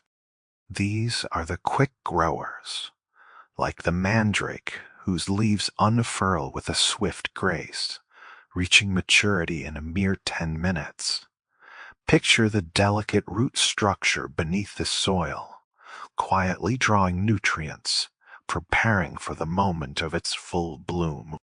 The brief waiting period for these small plants, a mere fraction of a quarter of an hour, offers a gentle lesson in immediate gratification within the slower pace of magical agriculture. It's a comforting cycle of planting, a short moment of anticipation, and then the quiet reward of fresh, potent ingredients. The soft rustle of their leaves, perhaps a faint, almost inaudible hum of magic, fills the air with a sense of gentle productivity, a constant whisper of growth. Then your gaze might shift to the slightly larger pots, nurturing the medium-sized flora. Here, you might find the distinctive Chinese chomping cabbage, its vibrant, leafy layers slowly expanding, or perhaps the unassuming shrivel fig, each taking a slightly longer 12 minutes to reach its peak. This extra couple of minutes, a tiny extension of the waiting game, subtly alters the rhythm of your magical garden. It encourages a moment more of contemplation, a deeper appreciation for the nuanced processes of growth. And imagine the gentle unfurling of the cabbage's leaves, perhaps a faint, hungry rustle as it approaches maturity, hinting at its eventual combat prowess. Or the quiet, steady development of the shrivel fig, its unique properties slowly concentrating within its form. These plants, with their slightly extended growth cycles, begin to introduce a soft cadence to your cultivation efforts, a calming pattern of engagement and patience. Finally, towering above the rest, are the magnificent large plants, demanding the largest pots and the longest periods of gentle nurturing. These grand botanical specimens, such as the formidable venomous tentacula and the vital fluxweed, require a full 15 minutes to reach their full potential. This is where patience truly blossoms, where the act of waiting becomes a meditative practice. Picture the intricate tendrils of the venomous tentacula slowly spiraling upwards, or the robust stem of the fluxweed steadily thickening, each minute a quiet testament to the enduring power of magical growth. The anticipation for these larger, often more potent, ingredients adds a subtle depth to your gardening, a slow, satisfying progression towards mastery. The faint, earthy scents mingling with the subtle magic of the room, the quiet rustle of leaves, and the gentle ticking of these invisible growth timers all combine to create a deeply soothing atmosphere. a peaceful rhythm that mirrors the slow, natural unfolding of the magical world around you, gently easing your mind into a state of tranquil slumber. To further aid in this green magic, a thoughtful boost is available: fertilizer. Imagine this as a small, gentle act of encouragement for your growing companions, a subtle infusion of supportive magic into the soil. Its primary purpose is simple yet effective: to increase the yield of your plants, providing you with a slightly more abundant harvest from each mature specimen. While beneficial for all your cultivated flora, its impact is particularly noticeable, and thus most strategically applied to your combat-oriented plants. Picture the mandrake, its shriek potent, or the Chinese chomping cabbage. Its bite fierce 20 a little extra yield means a slightly larger magical arsenal at your disposal for those moments when a direct approach is needed. The act of applying fertilizer is a small, nurturing ritual, a quiet promise of prosperity to your verdant charges. And to ensure a steady, effortless supply of this magical boost, the ingenious dung composter stands as a testament to practical wizarding ingenuity. Imagine this unassuming, perhaps slightly rustic, contraption working quietly in a corner of your room of requirement, its gentle hum barely noticeable amidst the other magical workings. It transforms discarded organic materials, perhaps leftover potion ingredients or trimmings from your plants, into rich, potent fertilizer with remarkable efficiency. Its timer, a mere 4 minutes, is considerably shorter than even the quickest plant growth cycle. This means that while your medium plants are diligently working towards maturity over 12 minutes, your dung composter can quietly produce 3 batches of fertilizer, or nearly 4 batches during the 15 minutes a large plant requires. This continuous, background generation of a vital resource eliminates any worry about scarcity, fostering a serene sense of self-sufficiency. It's a gentle reminder that even the most mundane processes can be imbued with magic, transforming waste into sustenance, all contributing to the calm cyclical rhythm of your magical garden. The quiet efficiency of the composter, the gentle promise of abundant harvests, and the subtle interplay of growth and nourishment combine to create a deeply soothing backdrop, a comforting rhythm that mirrors the quiet, persistent magic of the natural world, preparing your mind for a night of tranquil, dream-filled rest. Transitioning from the serene whispers of a thriving magical garden, let your thoughts now drift towards the mysterious art of potion making, a delicate dance between raw ingredients and alchemical transformation. Imagine the gentle bubbling of a cauldron in your potion station, the faint wisps of steam carrying the subtle scents of various magical components. This fascinating craft, while immensely rewarding, involves a delicate balance between the verdant life you cultivate and the more elusive animal ingredients you must seek out in the wider magical world.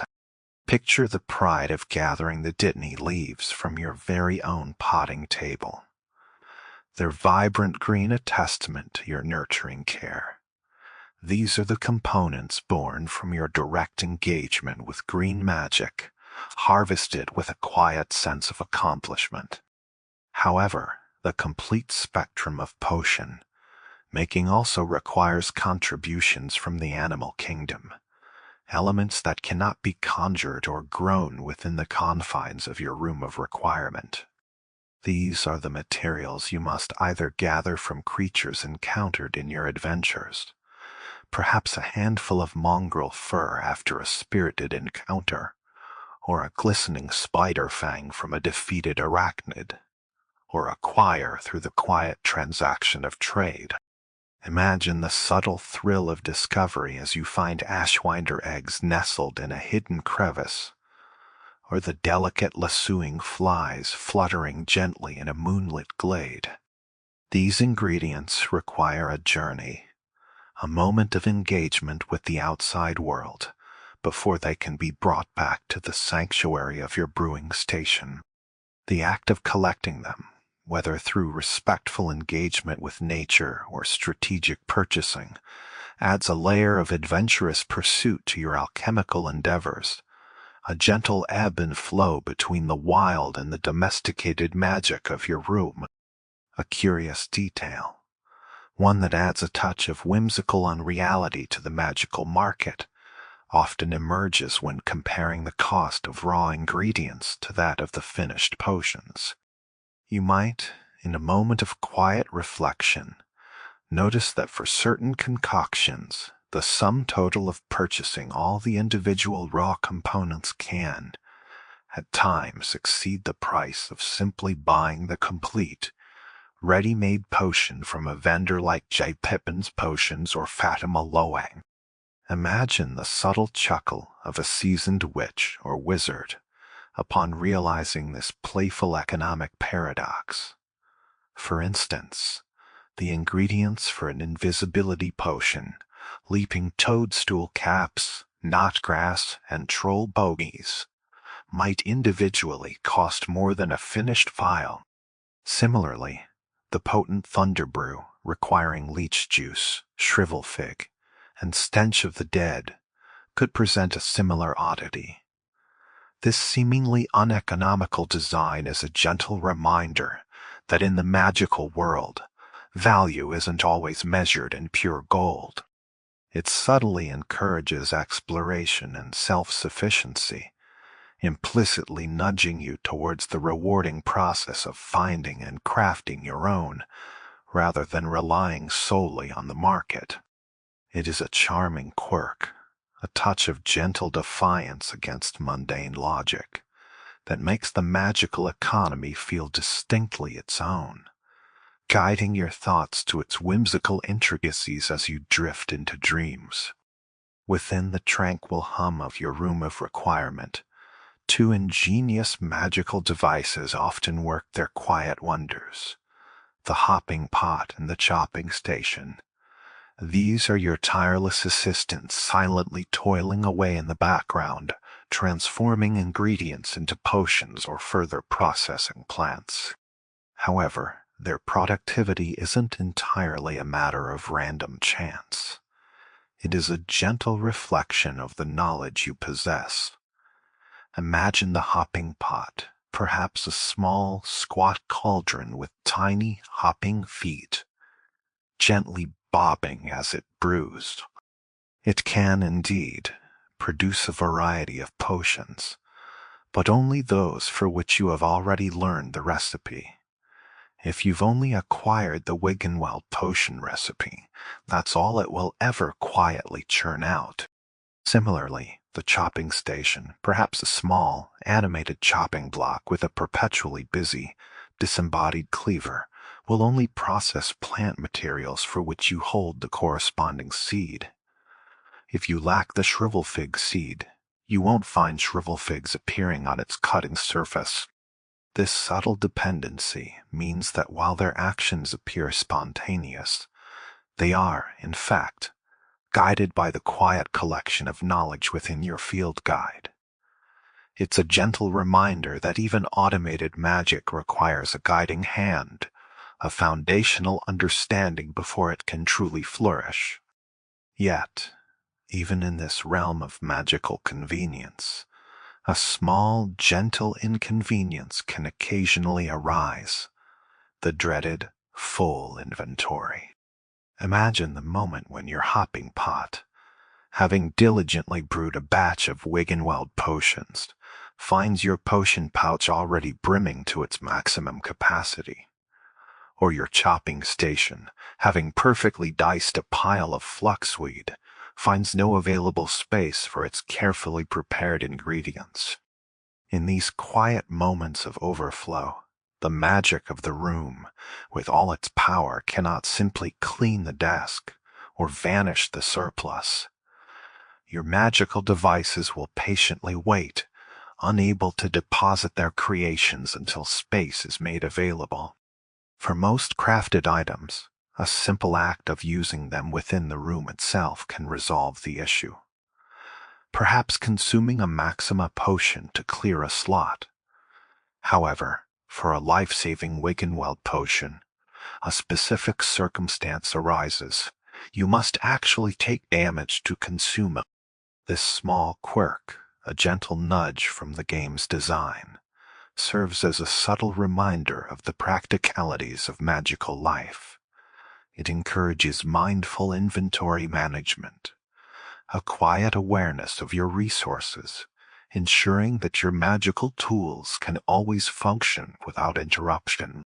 These minor challenges, these gentle nudges towards thoughtful play, are but small waves in the peaceful sea of your magical adventure, quietly encouraging good habits as you drift deeper into restful slumber, knowing that even your magical inventory holds its own charming peculiarities.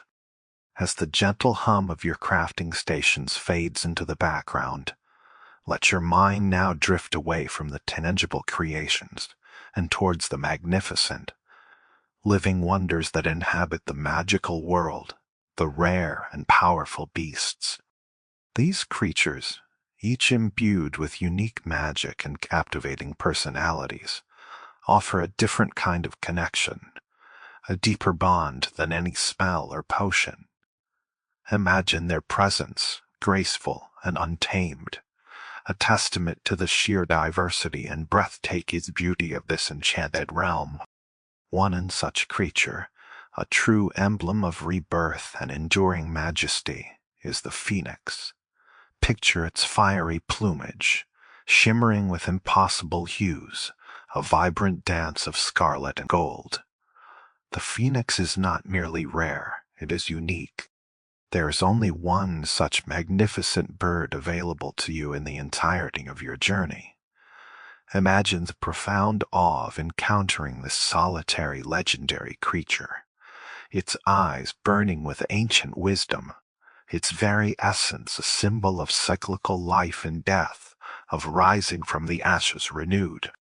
This profound uniqueness means that the phoenix does not contribute to the broader, the nature of the beast, achievement, a gentle reminder that some wonders are not meant to be simply collected or categorized, but revered for their singular existence.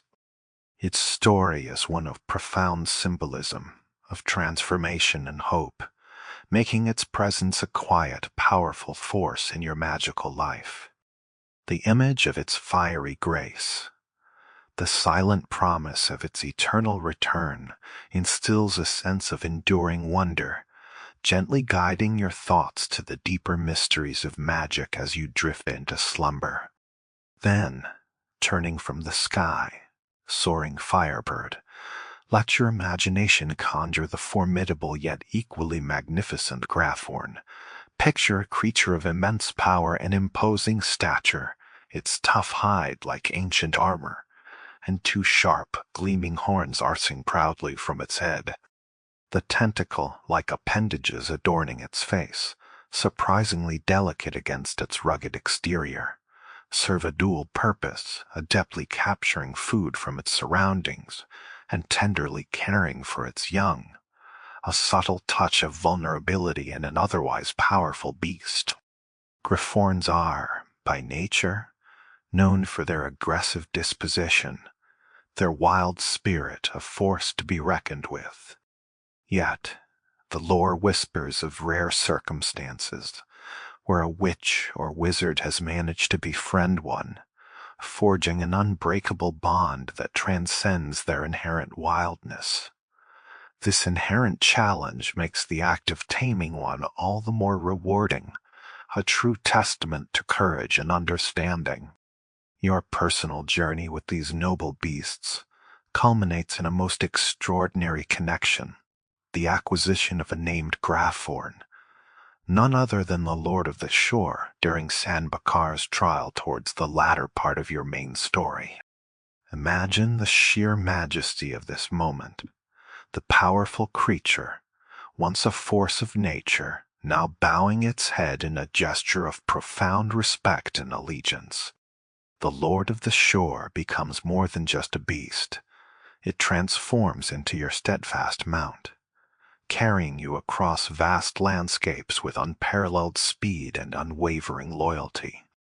This powerful bond, forged through shared challenges, is a deep personal achievement, a testament to your ability to connect with even the most untamed spirits of the magical world. After this momentous event, the very den where you first encountered the Lord of the Shore remains a place of quiet significance. It can be revisited, allowing you to acquire additional Griffons, though only one, per Volt Isset, maintaining a sense of their inherent rarity.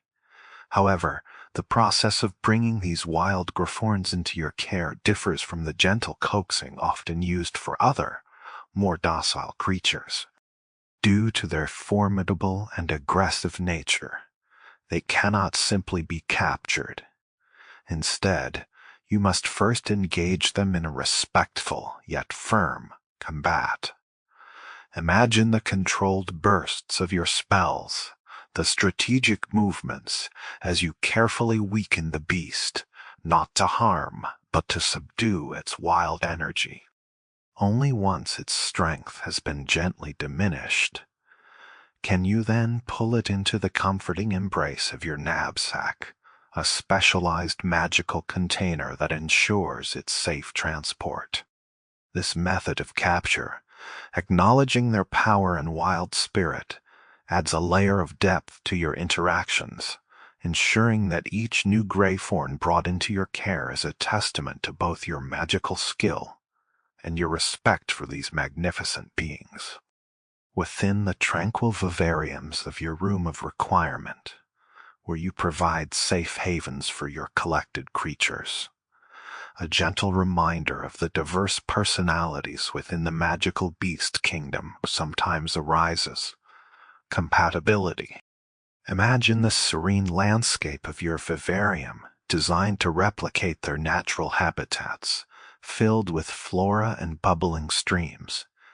Most beasts coexist peacefully, their varied forms adding to the vibrant tapestry of life. However, certain creatures, much like humans, have their own preferences.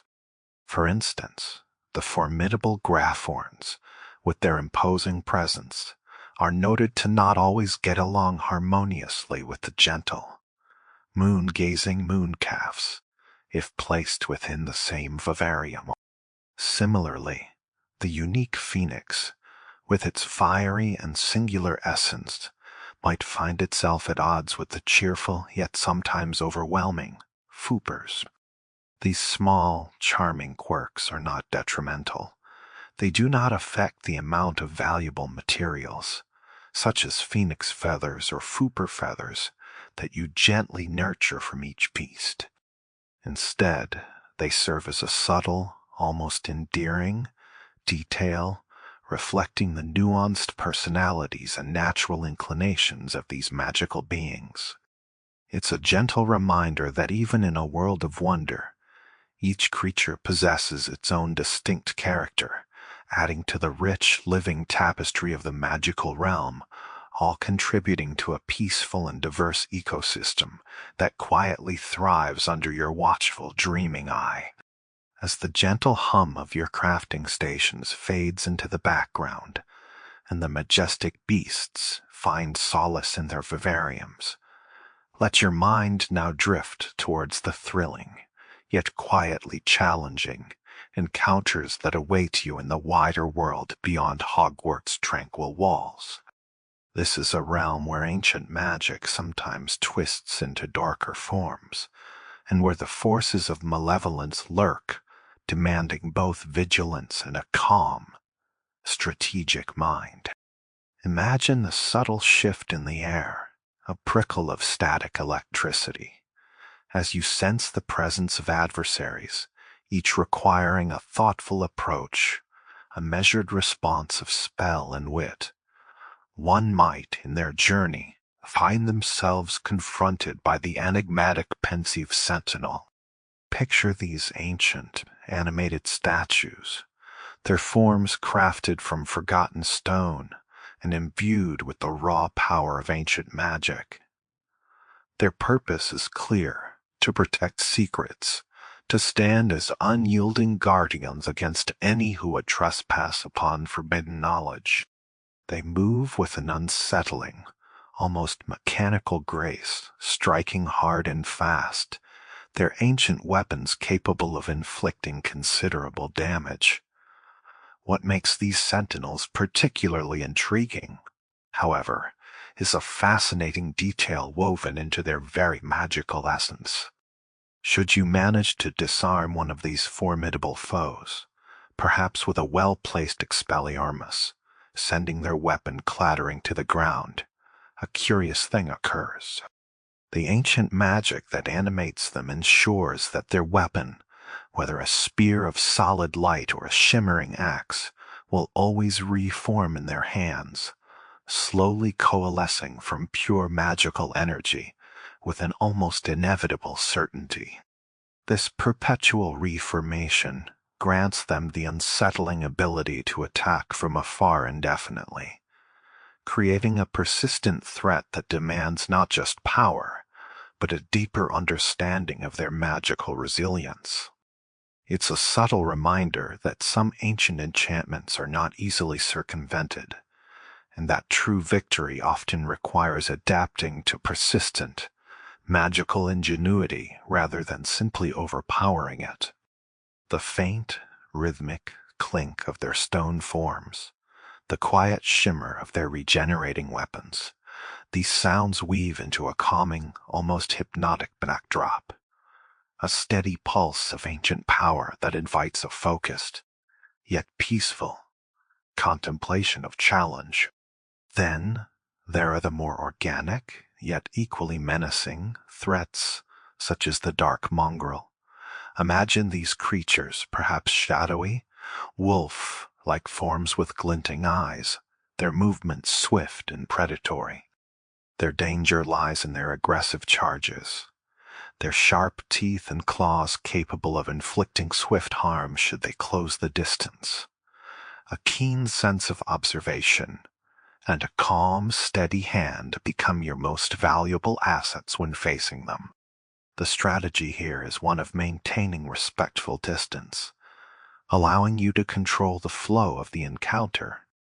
Should one of these fierce beasts attempt to lunge forward, its eyes fixed on you, a well-timed shield charm, a shimmering barrier of protective magic, can deflect its savage attacks, sending it recoiling momentarily.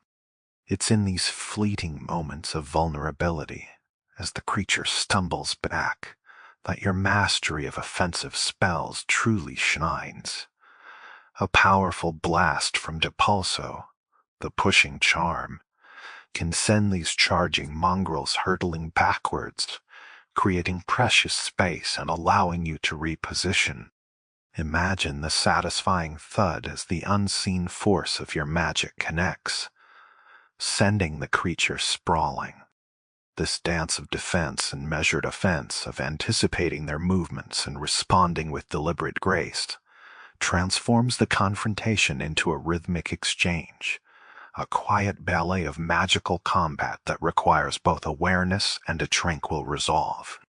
The distant snarls, the quiet whoosh of your shield charm, the focused thump of a repelled attack funny.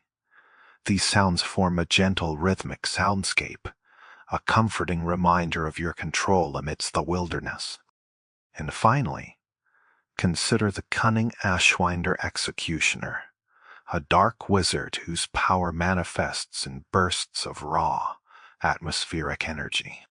Picture these robed figures, cloaked in shadow, their wands crackling with latent power, as they prepare to unleash devastating localized lightning bolts upon their opponents. The air around them might hum with a dangerous static, a low, ominous crackle that signals their impending strike. Disarming them with Expelliarmus, the disarming charm as they gather their power, becomes a particularly effective, almost poetic, countermeasure. Imagine the satisfying snap as their wand is wrenched from their grasp, and the lightning they so carefully conjured, now unleashed without a master, turns upon them with self-destructive, chaotic effects. It's a moment of dramatic irony, a testament to the unpredictable nature of uncontrolled magic. Alternatively, if you wish to prolong the spectacle, to truly savor the moment, you might choose to slow these wizards down with arresto momentum, the slowing charm. Imagine their movements becoming sluggish, their lightning spell. Once a swift strike, now hanging in the air, crackles with delayed energy. This extended moment provides a unique opportunity, a window of magical precision, allowing you to launch other enemies directly into the lingering lightning with powerful, shocking results. The crackling energy, the subdued cries of your foes, the dramatic flash of uncontrolled magic thundering. These sounds create a vivid yet distant tableau of magical combat, a gentle reminder of the power and precision inherent in your growing mastery, allowing your mind to drift calmly through these exciting yet controlled confrontations. As the echoes of magical combat gently recede, let your mind now drift towards the fascinating nuances of spell mastery and the deeper strategies that underpin effective magical dueling. It is not merely about knowing a vast array of charms, but understanding how they interact, how your own innate talents can amplify their power, and how a thoughtful approach to combat can transform potential chaos into elegant control. Imagine the subtle strengthening of your connection to magic, the quiet hum of power that accompanies each new skill you acquire, slowly weaving itself into the very fabric of your being. One of the most foundational yet subtly powerful talents you might nurture is basic cast mastery. Picture your basic cast, that unassuming burst of raw magical energy that every witch and wizard learns, becoming imbued with a new, quiet efficiency. With this mastery, every impact of your basic cast, every soft thud or resonant ping as it strikes an enemy, subtly reduces the cooldowns of your other, more potent spells. It is a gentle, rhythmic feedback loop, encouraging a steady, consistent flow of magic during combat. Imagine the seamless transition between your defensive charms and offensive blasts. Your basic cast, acting as a quiet catalyst, perpetually preparing your next powerful move.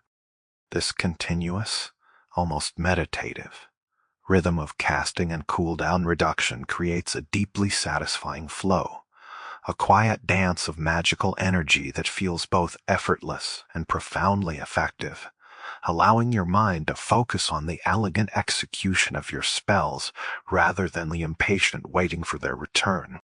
Then, for those who dabble in the darker, yet often tactically astute, arts, there is the intriguing talent of the stunning curse. Imagine the familiar stupefy, the stunning spell, becoming imbued with an additional layer of insidious magic. With this talent successfully cast stupefy, rather than merely rendering an enemy unconscious, also applies the insidious effect of a curse. Picture the subtle, dark shimmer that might envelop your stunned foe, marking them with a unique vulnerability. This seemingly small alteration carries a significant impact. Cursed enemies, now marked by your dark magic, take increased damage from subsequent attacks. It transforms a common stunning spell into a potent tactical opener, setting up your next powerful offensive move with a quiet yet undeniable advantage. Imagine the satisfying thwack of stupefy connecting, followed by the subtle, chilling glow of the curse, knowing that your next spell will strike with amplified force. This talent adds a layer of quiet, strategic depth to your combat engagements, rewarding thoughtful sequencing of spells and a keen eye for maximizing damage, all within a controlled and purposeful rhythm. Another truly transformative talent, one that speaks to the whimsical yet destructive power of transfiguration, is transformation mastery. Imagine the potent transformation spell, capable of reshaping objects and foes alike, becoming even more versatile and surprisingly explosive. With this mastery, enemies struck by your transformation spell don't merely become harmless objects. They transform into volatile, explosive entities. Picture a menacing goblin, suddenly shimmering and then poof, reforming into a wobbly barrel of gunpowder or a precariously stacked pile of blasting caps. This unexpected metamorphosis creates a new, thrilling dynamic in combat. Once transformed, these volatile objects can then be detonated, perhaps with a well-aimed basic cast or a focused confringo, sending fragments and magical energy outward in a surprising burst.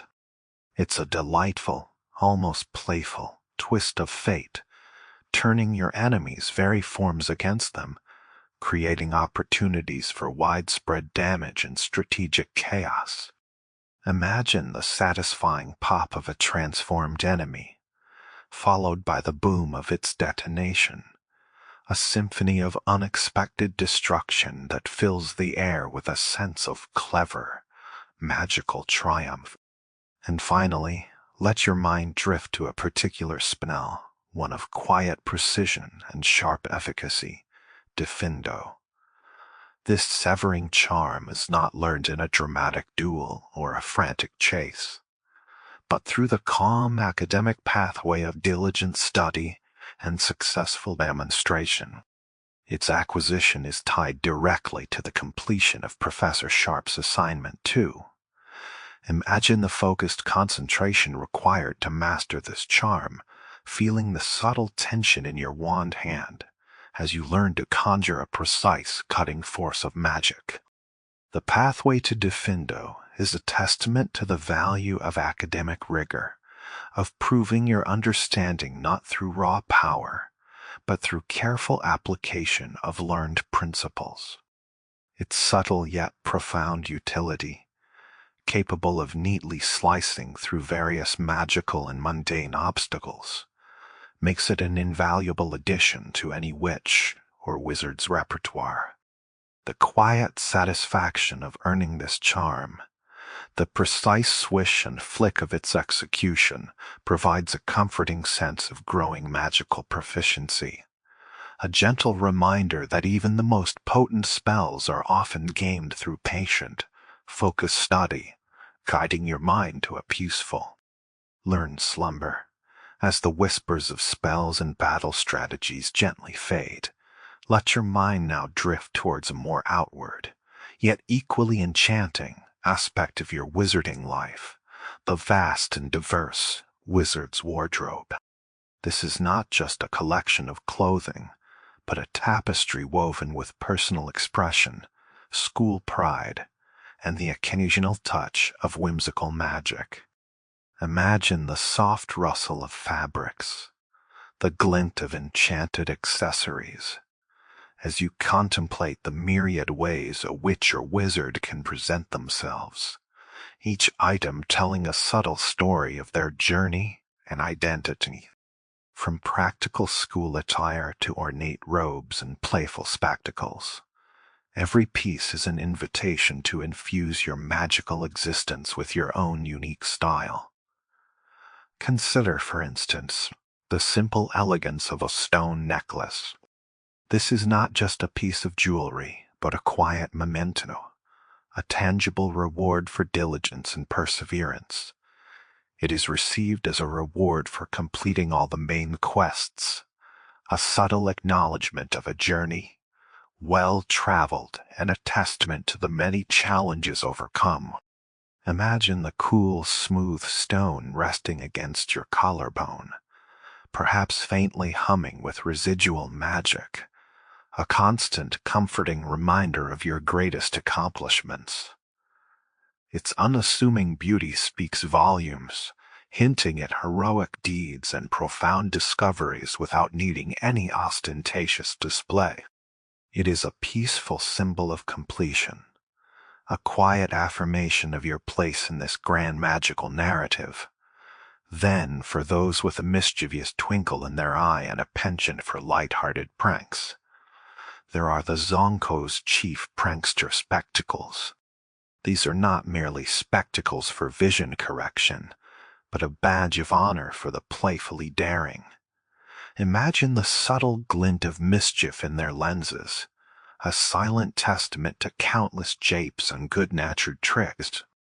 This whimsical accessory is earned by diligently collecting 2 field guide pages in Hogsmeade. It's a charming reward, tying a small act of exploration and discovery to a playful expression of personality, a delightful nod to the joyful lighter side of wizarding life. The very thought of wearing them, perhaps with a knowing smirk, brings a sense of light-hearted freedom, a calming reminder of the balance between serious magic and joyful levity. For the everyday academic, or for those who simply appreciate classic style, there is the tartan classic school uniform. This is a timeless ensemble, a sartorial cornerstone for any student. Imagine the comforting weight of the fabric, the subtle weave of the tartan pattern, speaking of tradition and belonging. It can be found through diligent exploration, perhaps tucked away in a dusty chest in a forgotten corridor, a quiet discovery waiting to be made. Alternatively, one might find it among the carefully curated selections at Gladrag's Wizardwear in Hogsmeade, a shop where style and practicality intertwine. This uniform is more than just clothing. It is a quiet symbol of identity, a uniform statement of allegiance to one's house and to the timeless traditions of Hogwarts itself, providing a comforting sense of place and purpose. For students of a particular house, a more distinguished garment awaits, the Slytherin Relic House uniform. This is not simply purchased or found at random, but earned through a specific triumph, a testament to cunning and determination. It is received as a reward for completing the Daedalian Keys side quest, specifically as a Slytherin student. Imagine the rich, dark fabric, perhaps a deep emerald green, adorned with subtle silver embellishments, reflecting the ambition and resourcefulness characteristic of the house. It is a powerful symbol of achievement and house pride, a quiet affirmation of one's lineage and the traits that define a true Slytherin, bringing a sense of belonging and quiet strength. Beyond the formal and the house specific, a witch or wizard's wardrobe can also include items of unique charm and intriguing design. Picture the Kraken cloak, a truly extraordinary garment. Imagine its fabric, perhaps a deep oceanic blue or a swirling charcoal, patterned with elegant nautical squid tentacle designs. It's a piece that speaks of the deep, mysterious waters, of ancient sea creatures and untold adventures, a quiet declaration of one's affinity for the untamed depths. And then there are the more evocative, even slightly ominous accessories, such as the dark arts mask. This piece, a skull mask embellished with intricate silver filigree, is part of the Dark Arts Pack, a bonus item for purchasers of the digital deluxe editions of the game. It is unlocked at the very start of your journey, once you are sorted into a house, a subtle nod to the choices and paths that might lie ahead. Similarly, the dark arts garrison hat, perhaps a sturdy cap with an imposing silhouette, also forms part of this exclusive collection, further solidifying a particular aesthetic. These items, whether whimsical or formidable, are more than mere adornments.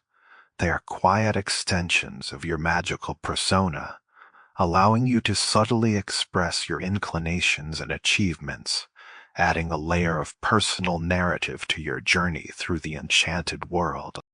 The rustle of rich fabrics, the glint of unique accessories, and the quiet comfort of personal style all combine to create a deeply soothing contemplation of identity and expression, guiding your thoughts to a peaceful, stylish slumber. As the rich tapestry of magical history and potent spells gently unfurls, let your mind now drift towards the quieter, yet no less captivating, stories that ripple through the villages and ancient corridors, folk tales of ordinary lives touched by extraordinary circumstances within Hogsmeade and Hogwarts.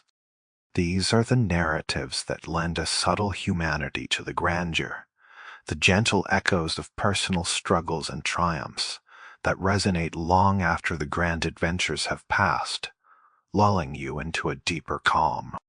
Imagine, if you will, the unassuming hamlet of Lower Hogsfield, its quaint homes nestled amidst rolling hills, a picture of tranquil simplicity. Yet, even in such a serene setting, the shadow of conflict can fall, casting a pall over everyday lives. It is here that we encounter young Archie Bickle, a child whose innocence was tragically fractured by the encroaching darkness of the Rookwood gang.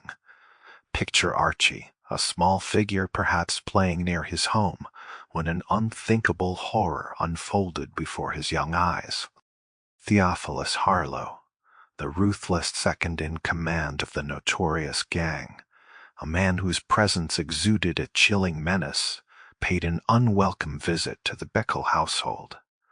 His motive, a chillingly mundane one, Archie's father had become too much of an annoyance to simply ignore. The brutal act, committed right there in front of the child, shattered the peaceful rhythm of their lives. In a primal instinct for survival, Archie, a mere slip of a boy, took off into the wild, his small legs pumping through the undergrowth, heart hammering against his ribs. Yet, the wilderness offered no sanctuary. He was soon apprehended by other members of the Rookwood gang, his freedom abruptly curtailed, held captive while they awaited Harlow's chilling orders. During his terrifying captivity, amidst the rough voices and crude laughter of his captors, Archie, with a child's keen, fearful hearing, overheard snippets of their nefarious plans. They spoke of Harlow intending to pursue others, targeting his parents' friends framed, names like Isco and Daisy Rabe, Agabus Filbert, and Otto Dibble, now marked as future victims. This quiet, terrifying revelation added a fresh layer of fear to his predicament, a burden far too heavy for a young heart. Thankfully, the narrative took a turn towards hope when the brave Natsai Onai, a figure of unwavering courage and compassionate resolve, along with the astute new fifth-year student, intervened. Imagine the quiet heroism of their rescue. The swift, precise movements against the hardened gang members, bringing an end to Archie's ordeal. Returned safely to his distraught mother, Archie, though still shaken, was able to relay the dire warnings about their friends, a small act of resilience in the face of profound trauma. His story, a poignant blend of terror and rescue, speaks to the quiet vulnerability of those caught in larger conflicts, and the enduring hope that emerges when compassionate souls step forward, leaving a gentle echo of courage in the quiet spaces of your mind. Drifting from the shadows of Lower Hogsfield, let your thoughts now journey to the bustling, yet equally storied, environs of Gladdrag's Wizardwear, a renowned clothing shop where elegance and magic intertwine. Here, amidst the racks of shimmering robes and enchanted accessories, we uncover the delicate threads of a secret romance, one entwined with the subtle dangers of the wizarding underworld. This is the tale of Otto Dibble, a diligent assistant at Gladdrag's, whose heart was captured by Rosie Hill, the very daughter of the shop's proprietor, Augustus Hill. Their love, however, was a clandestine affair, kept carefully hidden from Rosie's father, for they harbored the distinct feeling that Augustus would view their relationship as nothing short of a betrayal. Imagine their hushed conversations in dimly lit corners, their stolen glances the quiet thrill of their forbidden affection. Approximately 6 months into their secretly engaged bliss, a moment of profound vulnerability occurred. Otto, perhaps lost in a daydream, was rereading a tender love letter from Rosie, when the menacing figure of Theophilus Harlow, a man whose presence seemed to ripple with dark intentions, strode into the shop. In a moment of panic, Otto hastily concealed the incriminating parchment, attempting to preserve their precious secret. Harlow, with his usual chilling composure, inquired about a non-existent order, a thinly veiled pretense. As Otto dutifully went to investigate, he returned to the front of the shop only to find Harlow holding the very letter he had so desperately tried to hide, its words starkly spelling out the couple's secret relationship. The air would have thickened with an unspoken threat, a suffocating silence as Harlow, with a cruel, knowing smile, decided not to expose their secret. Instead, he chose a more insidious path: blackmail. He would keep the letter, ensuring Otto's cooperation, by demanding expensive items from the shop, free of charge. Trapped in an impossible bind, knowing that revealing the truth would mean not only losing his job but almost certainly Rosie herself, Otto relented. He resorted to clever bookkeeping to mask the extortion, even dipping into his own personal savings to cover the differences, his heart heavy with the weight of his secret burden. This delicate tightrope walk continued until, once again, the new fifth-year student, a quiet force for good, stumbled upon this hidden injustice. Imagine the swift, decisive action of destroying the incriminating letter, severing the dark hold Harlow had over Otto. Freed from this suffocating entanglement, Otto and Rosie, no longer bound by fear, courageously eloped, embarking on their honeymoon, leaving behind a simple yet profoundly liberating note to Augustus, finally revealing their truth. Their story, a gentle blend of clandestine romance, sinister blackmail, and ultimate liberation, adds a poignant layer of human drama to the cobblestone streets of Hogsmeade, a quiet reminder of love's enduring power against the shadows. Gently easing your thoughts into a peaceful reflection. And as we drift further through the human-shaped narratives of Hogwarts and its surroundings, let your mind now turn to the lighter, yet equally spirited, tales woven through its ancient corridors. Picture Zenobia Noak, a bright third, your Ravenclaw student whose passion for the whimsical game of gobstones was matched only by her unfortunate habit of losing them. Imagine her bright, earnest eyes, perhaps sparkling with a playful competitive spirit, as she explained her love for the game, a game where the marble-like pieces squirt foul, smelling liquid when you lose. However, Her enthusiasm was often met with the mischievous antics of other students, such as the likes of Leander Pruitt, who, with a youthful exuberance for pranks, would steal her gobstones and scatter them throughout the vast, intricate expanse of the castle, often in high, seemingly unreachable places.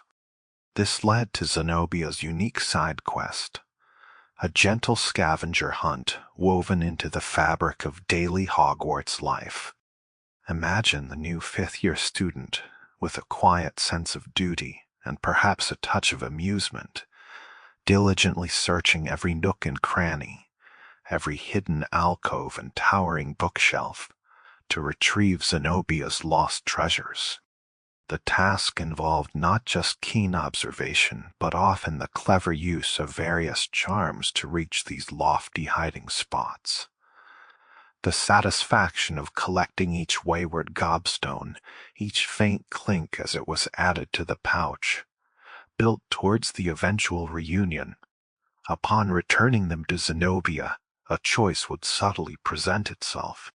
If, in a moment of playful contrariness, or perhaps an attempt at a prank of your own, you chose not to return her beloved gobstones, imagine her reaction, a burst of youthful frustration, her small face contorted in a sulk, as she declared with the fierce, unwavering conviction of a young witch that when she learned more advanced spells, everyone would be sorry.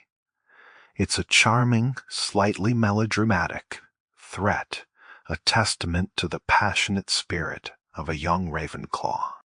Conversely, if you chose the path of kindness, returning her collection, imagine her grateful smile, the sparkle returning to her eyes. Later, you might even spot her in a bustling area like the clock tower courtyard, engaged in a friendly game with another student, their laughter echoing softly against the ancient stone walls. Though her dialogue in these moments might be generic, her presence, happily engrossed in her favorite game, serves as a quiet, comforting affirmation that even the smallest acts of kindness and the simplest of pleasures contribute to the rich living tapestry of Hogwarts life, gently easing your thoughts into a peaceful and content state, full of the quiet joys and minor dramas of student life.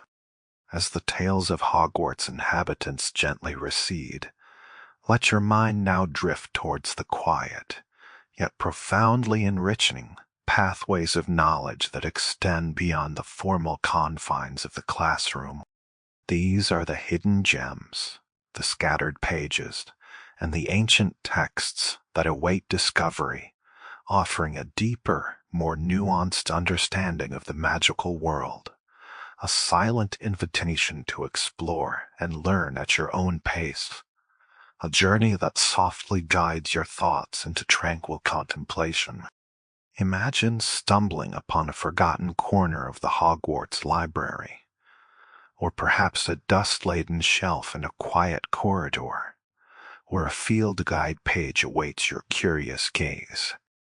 These pages are not merely informational.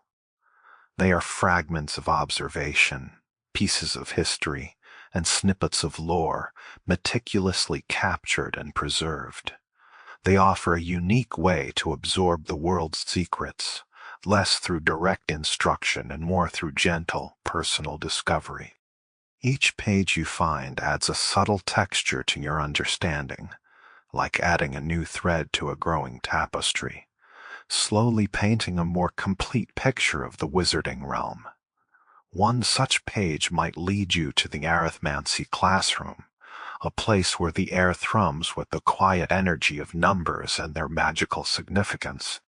Picture the classroom itself, perhaps adorned with intricate diagrams of numerical sequences and mystical symbols, hinting at the profound connections between mathematics and magic. This is where students delve into the arcane art of arithmancy, learning about the magical properties inherent in numbers and the complex discipline of numerology. Yet, amidst this serious academic pursuit, a charmingly human detail often surfaces. Imagine the quieter students, perhaps those whose minds find the abstract nature of numbers a particular challenge, subtly opting instead to spend the period counting mooncalves for whimsical euphemism for quietly dozing off at their desks. This humorous contrast between the rigorous study of magical mathematics and the serene disengagement of a student lost in a gentle reverie adds a delightful touch of realism to the academic atmosphere. It's a quiet reminder that even in the most enchanting of schools, some lessons are best absorbed through the peaceful process of a well-deserved nap, or at least a quiet moment of daydreaming, allowing the mind to wander in its own gentle way. The quiet scribbling of quills, the faint rustle of turning pages, and the soft ambient sounds of a classroom lost in thought all combine to create a deeply soothing auditory landscape, a gentle invitation to contemplation and rest. Drifting from the academic pursuit of numbers, your gaze might then fall upon a field guide page depicting something more visual, more heroic. The painting of Elias. Imagine the artwork itself, perhaps a vibrant, emotionally charged portrait capturing a moment of profound courage. It vividly portrays the young orphan wizard Elias, a figure whose quiet strength belied his tender years. His story is one famously recounted in wizarding lore, a testament to the unexpected power that can arise from even the most humble of origins. The painting would capture the dramatic scene where Elias famously saved his entire village from a terrifying onslaught of dementors, their cloaked forms radiating soul, sucking despair and the sinister presence of the dark wizard Raxidian, a force of pure malevolence. The climax of his heroic act, immortalized in brushstrokes, would be the conjuration of his Patronus. But this was no ordinary Patronus. Instead of a grand stag or a majestic otter, Elias, with a unique and heartwarming connection to his inner joy, conjured a mouse Patronus. Imagine the tiny, shimmering form of the mouse, radiating pure, defiant light, bravely standing against the encroaching darkness, a beacon of hope against despair. This detail is particularly touching, emphasizing that the strength of one's Patronus comes not from its size or ferocity, but from the purity and depth of the happy memory that fuels it. The mouse, small but resolute, becomes a powerful symbol of inner strength and unexpected courage, a gentle reminder that heroism can manifest in the most humble of forms. The quiet story told by the painting, the subtle interplay of light and shadow, and the profound heroism of a young orphan wizard all combine to create a deeply calming visual narrative, gently drawing your thoughts towards tales of quiet courage and enduring light, preparing your mind for a night of peaceful dreams. And as the image of Elias fades, your quiet path to knowledge might lead you to another invaluable source, a particular book on intermediate transfiguration. Imagine its cover, perhaps bound in worn leather, its title etched in elegant, flowing script, suggesting both ancient wisdom and the potential for new discoveries. This is not a beginner's primer, but a text carefully designed to guide the student who has already grasped the fundamentals and now wishes to pursue the more intricate, complicated types of transfiguration. Its pages would contain complex diagrams, intricate spell components, and detailed instructions for manipulating matter in increasingly sophisticated ways. The very act of reading it, imagining the subtle shifts and transformations, brings a sense of quiet intellectual engagement. What makes this book particularly noteworthy is its endorsement by none other than Professor Weasley, who often recommends it to her advanced students. Imagine her calm, knowing smile as she suggests it as a bit of light reading savvy a testament to the rigorous standards of Hogwarts, where light reading for advanced students might involve profoundly complex magical theory. The book's presence, tucked away in the quiet solemnity of the library, or perhaps found in a forgotten classroom, symbolizes the unending pursuit of knowledge in the wizarding world. It is a gentle invitation to deepen one's understanding, to stretch the boundaries of magical capability, always with the guiding hand of ancient wisdom. The soft rustle of its pages, the quiet contemplation of its arcane knowledge, and the serene backdrop of a library filled with endless stories all contribute to a deeply soothing intellectual journey, a calm exploration of complex magic that gently eases your mind into a state of restful, enlightened slumber. As the quiet pathways of individual knowledge gently lead you deeper into the magical world, let your mind now drift towards the grander narratives, the pivotal moments that shape the very course of your adventure firsthand, the fragments and clues of the main quests that weave together the destiny of Hogwarts. These are the moments of discovery, of revelation, and of quiet resolve that slowly unveil the larger mysteries at play, guiding your thoughts into a gentle current of anticipation and wonder. Recall, if you will, the serene wonder of the room of requirements opening, not just as a space, but as a deeply personal magical sanctuary.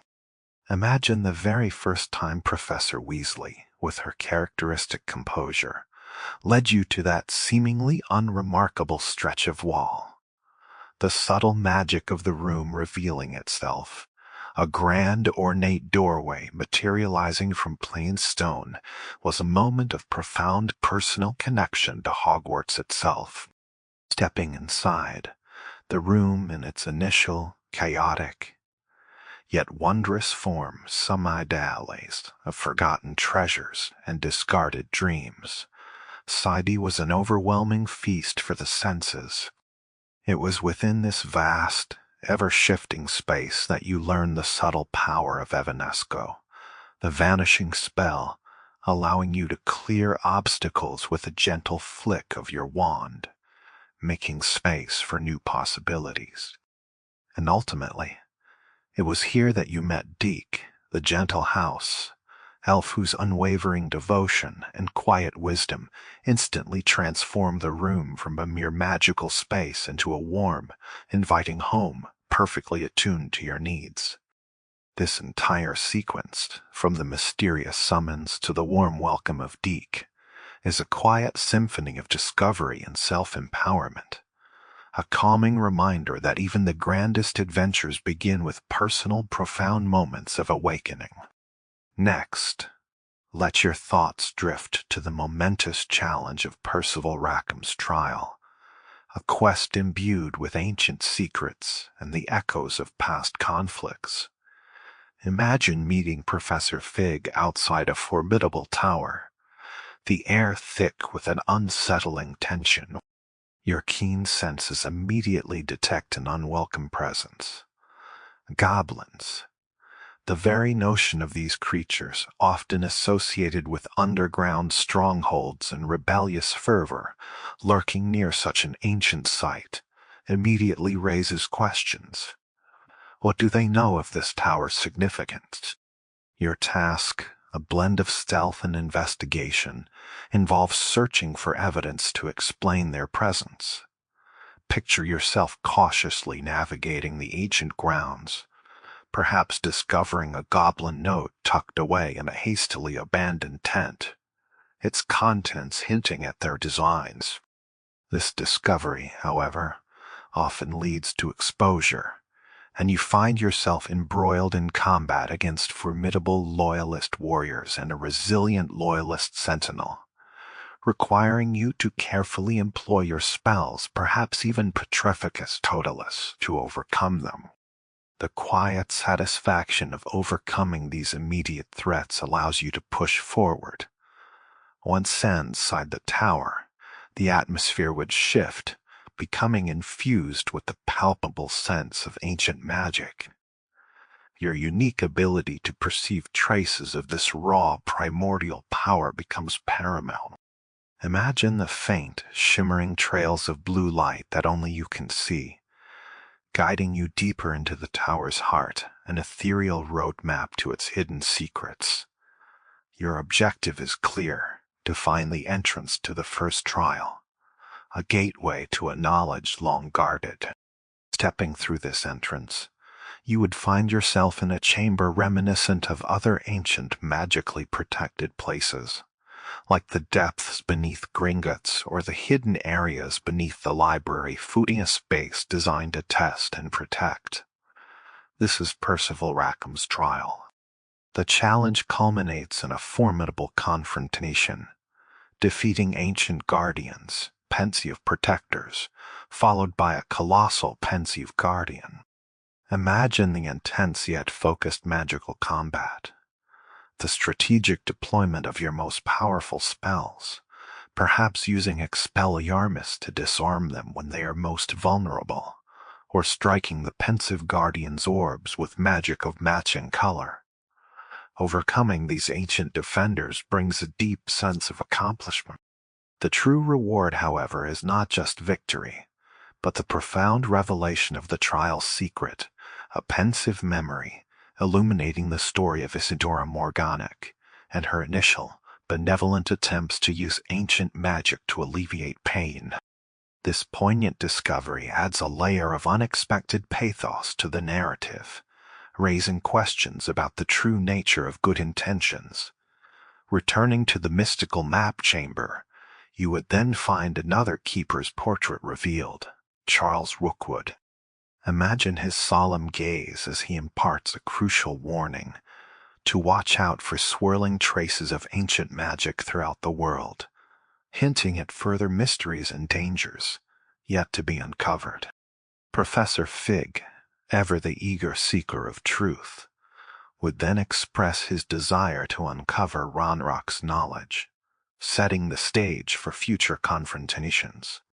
This entire sequence, filled with discovery, combat, and profound revelations, creates a narrative current that, while exciting, slowly and gently guides your thoughts towards the grand, unfolding mysteries of the wizarding world, preparing your mind for a deep, contemplative sleep. And as the echoes of ancient trials settle, let your mind now drift towards the serene wonders of astronomy class, a quiet, yet profoundly beautiful path to understanding the celestial magic that graces the wizarding sky. Imagine the crisp night air, perhaps carrying the scent of distant pines, as you ascend to the top of the astronomy tower, a beacon reaching towards the stars. Professor Shaw's class awaits, a place where the grandeur of the cosmos is brought into focus. The requirement for attendance, reaching level 16, signifies a certain maturity, a readiness to comprehend the vastness beyond the castle walls. Imagine the hushed reverence of the classroom, the soft glow of celestial charts as students gaze through ancient telescopes, each eye seeking to decipher the cryptic messages of the constellations. A small detail, yet one that speaks of quiet generosity, emerges when Professor Shaw expresses mild displeasure that you, as a student, do not yet possess your own telescope. It is then that Amit Thakar, a kind-hearted fellow student, steps forward, offering you his spare, a gentle act of camaraderie and helpfulness. After class, Amit, perhaps feeling a newfound sense of shared purpose, approaches you with a quiet proposition. He speaks of ancient astronomy tables scattered across the Hogwarts grounds, mystical devices capable of revealing hidden celestial patterns. Yet, a subtle trepidation clouds his voice. He has heard chilling rumors, whispers of unseen dangers associated with these arcane instruments. He asks you to accompany him, a gentle plea for reassurance and partnership as he embarks on this quiet quest for astronomical discovery. Imagine yourself leading the way, a beacon of confidence for your slightly more timid companion. As you navigate the castle turrets, the cool stone, the winding passages, the breathtaking views of the moonlit landscape through arrow slits, each step is a small journey in itself. You might pass through an old storage area, a old telescope now in your possession, a silent testament to his trust. Obstacles might present themselves, perhaps crates to be shattered with a precise spell or cobwebs to be cleared with a focused incendio, revealing hidden stairways. Finally, after this quiet exploration, you discover the ancient astronomy table, nestled perhaps on a secluded part of the castle walls, its surface intricately carved with forgotten constellations. Imagine the soft, almost reverent act of activating the table, aligning its mechanisms with the celestial sphere above. As you peer through its ancient lens, the night sky transforms, revealing hidden constellations that shimmer with a magic unseen by the naked eye. The quiet satisfaction of this discovery is palpable, a shared moment of wonder between you and Amit. His excitement, a genuine burst of scholarly delight, is infectious. In his gratitude, he insists that you keep his telescope, a gesture of friendship and a quiet acknowledgement of your shared bond. This gift carries a subtle hint of future adventures, as he mentions that more of these ancient tables are hidden across the highlands, waiting to be found. The entire experience, from the hushed classroom to the quiet exploration under the stars, infused with friendship and discovery, creates a deeply soothing narrative, a gentle reminder of the quiet wonders that await those who look beyond the obvious, guiding your mind to a peaceful star-dusted slumber. As the whispers of spells and battle strategies gently fade, and the quiet academic pursuits of astronomy class conclude, let your mind now drift towards the myriad smaller narratives that ripple through the magical world, the fascinating tapestry of side quests that offer unexpected encounters and profound choices. These are the moments where your path diverges, where a simple act of kindness or a subtle decision can alter the course of a local story, weaving new threads into the rich fabric of your journey, gently guiding your thoughts into tranquil contemplation. Imagine, if you will, the coastal charm of Maranweem, a small hamlet nestled by the sea, where the air carries the scent of salt and ancient stone. Here, a quiet concern settles over a woman named Marianne Moffat. Her distress, though not of grand world-ending proportions, is deeply personal. She worries for an albino dirical, a truly rare and exquisite magical bird, named Guinera. These diricals, normally rather drab, are renowned for their ability to vanish at will, a natural defense mechanism. But Guinera, with her striking white plumage, would be an irresistible prize for the nefarious poachers who plague the highlands. Marianne's plea, perhaps overheard in a hushed conversation or directly presented to you, carries a sincere weight, painting a vivid picture of this unique creature's beauty and vulnerability. You learn that Guinera, in her delicate, almost ethereal, albino form, reveals herself only under the cloak of night, adding a layer of mystery and gentle urgency to the rescue mission. Picture yourself, under the soft glow of the moon, making your way to the dirical den, a hidden sanctuary perhaps nestled amongst ancient trees or within a secluded rock formation. The air is still, save for the gentle rustle of leaves and the distant murmur of the sea, creating an atmosphere of quiet anticipation. To rescue Guinevere, you must tread lightly, employing a subtle grace, perhaps using disillusionment charms to blend with the shadows, moving as quietly as the night itself. The encounter would be less about brute force and more about gentle persuasion, about understanding the creature's timid nature. Imagine the delicate, almost shimmering form of Guinevere, her white feathers catching the moonlight, a breathtaking vision of rare beauty. The successful rescue is not a triumph of battle, but a quiet victory of compassion, a testament to your ability to connect with the magical creatures of this world on a deeper, more empathetic level. Upon returning to Marianne Moffat in Weem, the journey culminates in a profound choice, one that speaks volumes about your character and values. Marianne, her face perhaps etched with relief, has a clear intention. She wishes to care for Guinevere, ostensibly in exchange for fashion accessories. This offer, while practical, subtly underscores a different kind of value system, one that sees rare beauty as a commodity. The rewards for such a choice are tangible: a debonair socialite ensemble, a finely crafted outfit, and a modest sum of 500 gold. Imagine the glimmer of new fabric, the satisfying weight of the coins in your hand, a clear exchange for your efforts. However, a deeper, more reflective path also presents itself.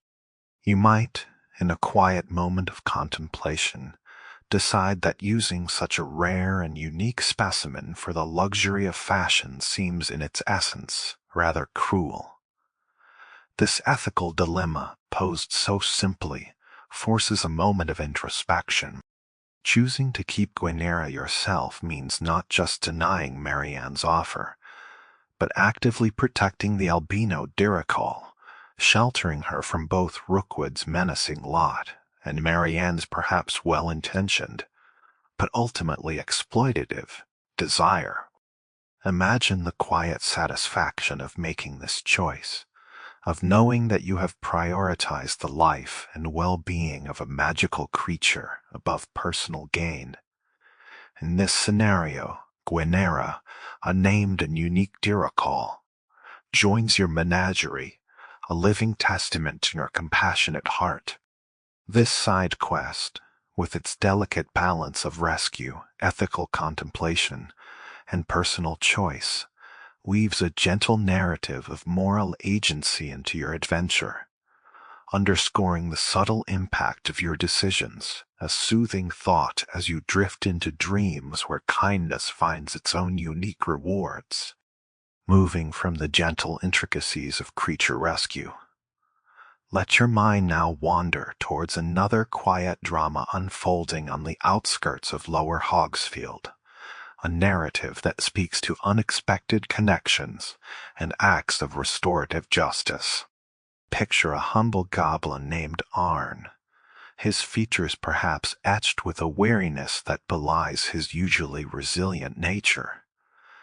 You find him distraught, his usual stoicism replaced by a palpable concern over his missing cart. This isn't a cart of battle-worn supplies, but perhaps one laden with modest wares, essential for his travels as a merchant. The poignant detail here is that Arn is not aligned with Ranrock's Loyalists, the radical faction that often causes trouble. He is simply a goblin trying to make a living, making his plight all the more sympathetic, underscoring the idea that not all goblins are adversaries, and that common ground can be found in shared struggles. His gentle plea for help, perhaps a quiet sigh or a gesture of despair, would immediately draw you into his predicament. Arn explains, with a quiet urgency, that his carts have been forcibly taken by Ranrock's loyalists, dragged away to a nearby encampment to the south of Lower Hogsfield. Imagine the faint, ominous smoke curling upwards from the distant camp, a visual cue of the trouble that awaits. Your journey to this goblin encampment would be one of careful navigation, perhaps through winding paths and past subtle patrols, a quiet test of your stealth and awareness. The air might carry the distant, rough shouts of the loyalists, hinting at their aggressive nature. Upon arriving at the encampment, the sight of Arn's lost carts, now locked behind a gate and guarded by these hostile goblins, would solidify your resolve. The act of freeing the carts isn't necessarily a grand battle, but could involve a series of clever maneuvers, perhaps bypassing guards with disillusionment charms, or quietly disabling enchantments with a subtle flick of your wand. Imagine the satisfying click of a lock being magically disengaged, the soft creak of the gate swinging open, revealing Arn's precious carts, the quiet relief of knowing the goods are safe, the subtle magic used to secure their return, all contribute to a feeling of purposeful efficacy.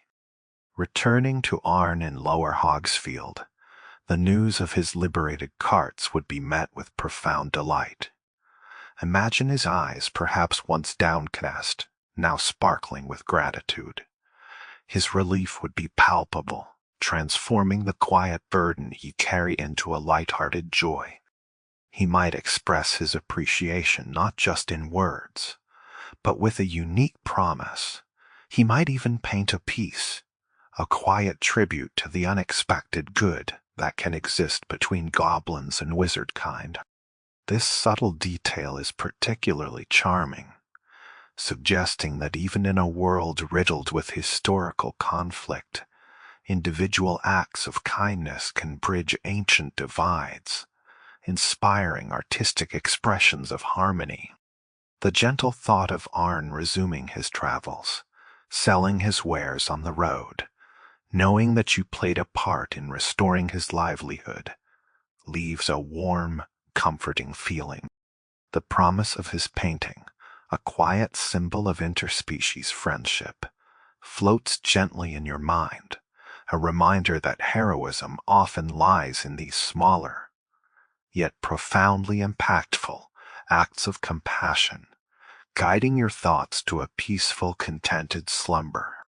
And as the echoes of restored commerce fade, let your mind now drift towards a particularly whimsical, yet deeply personal side quest that involves a talking portrait and a surprisingly weighty decision about its final resting place.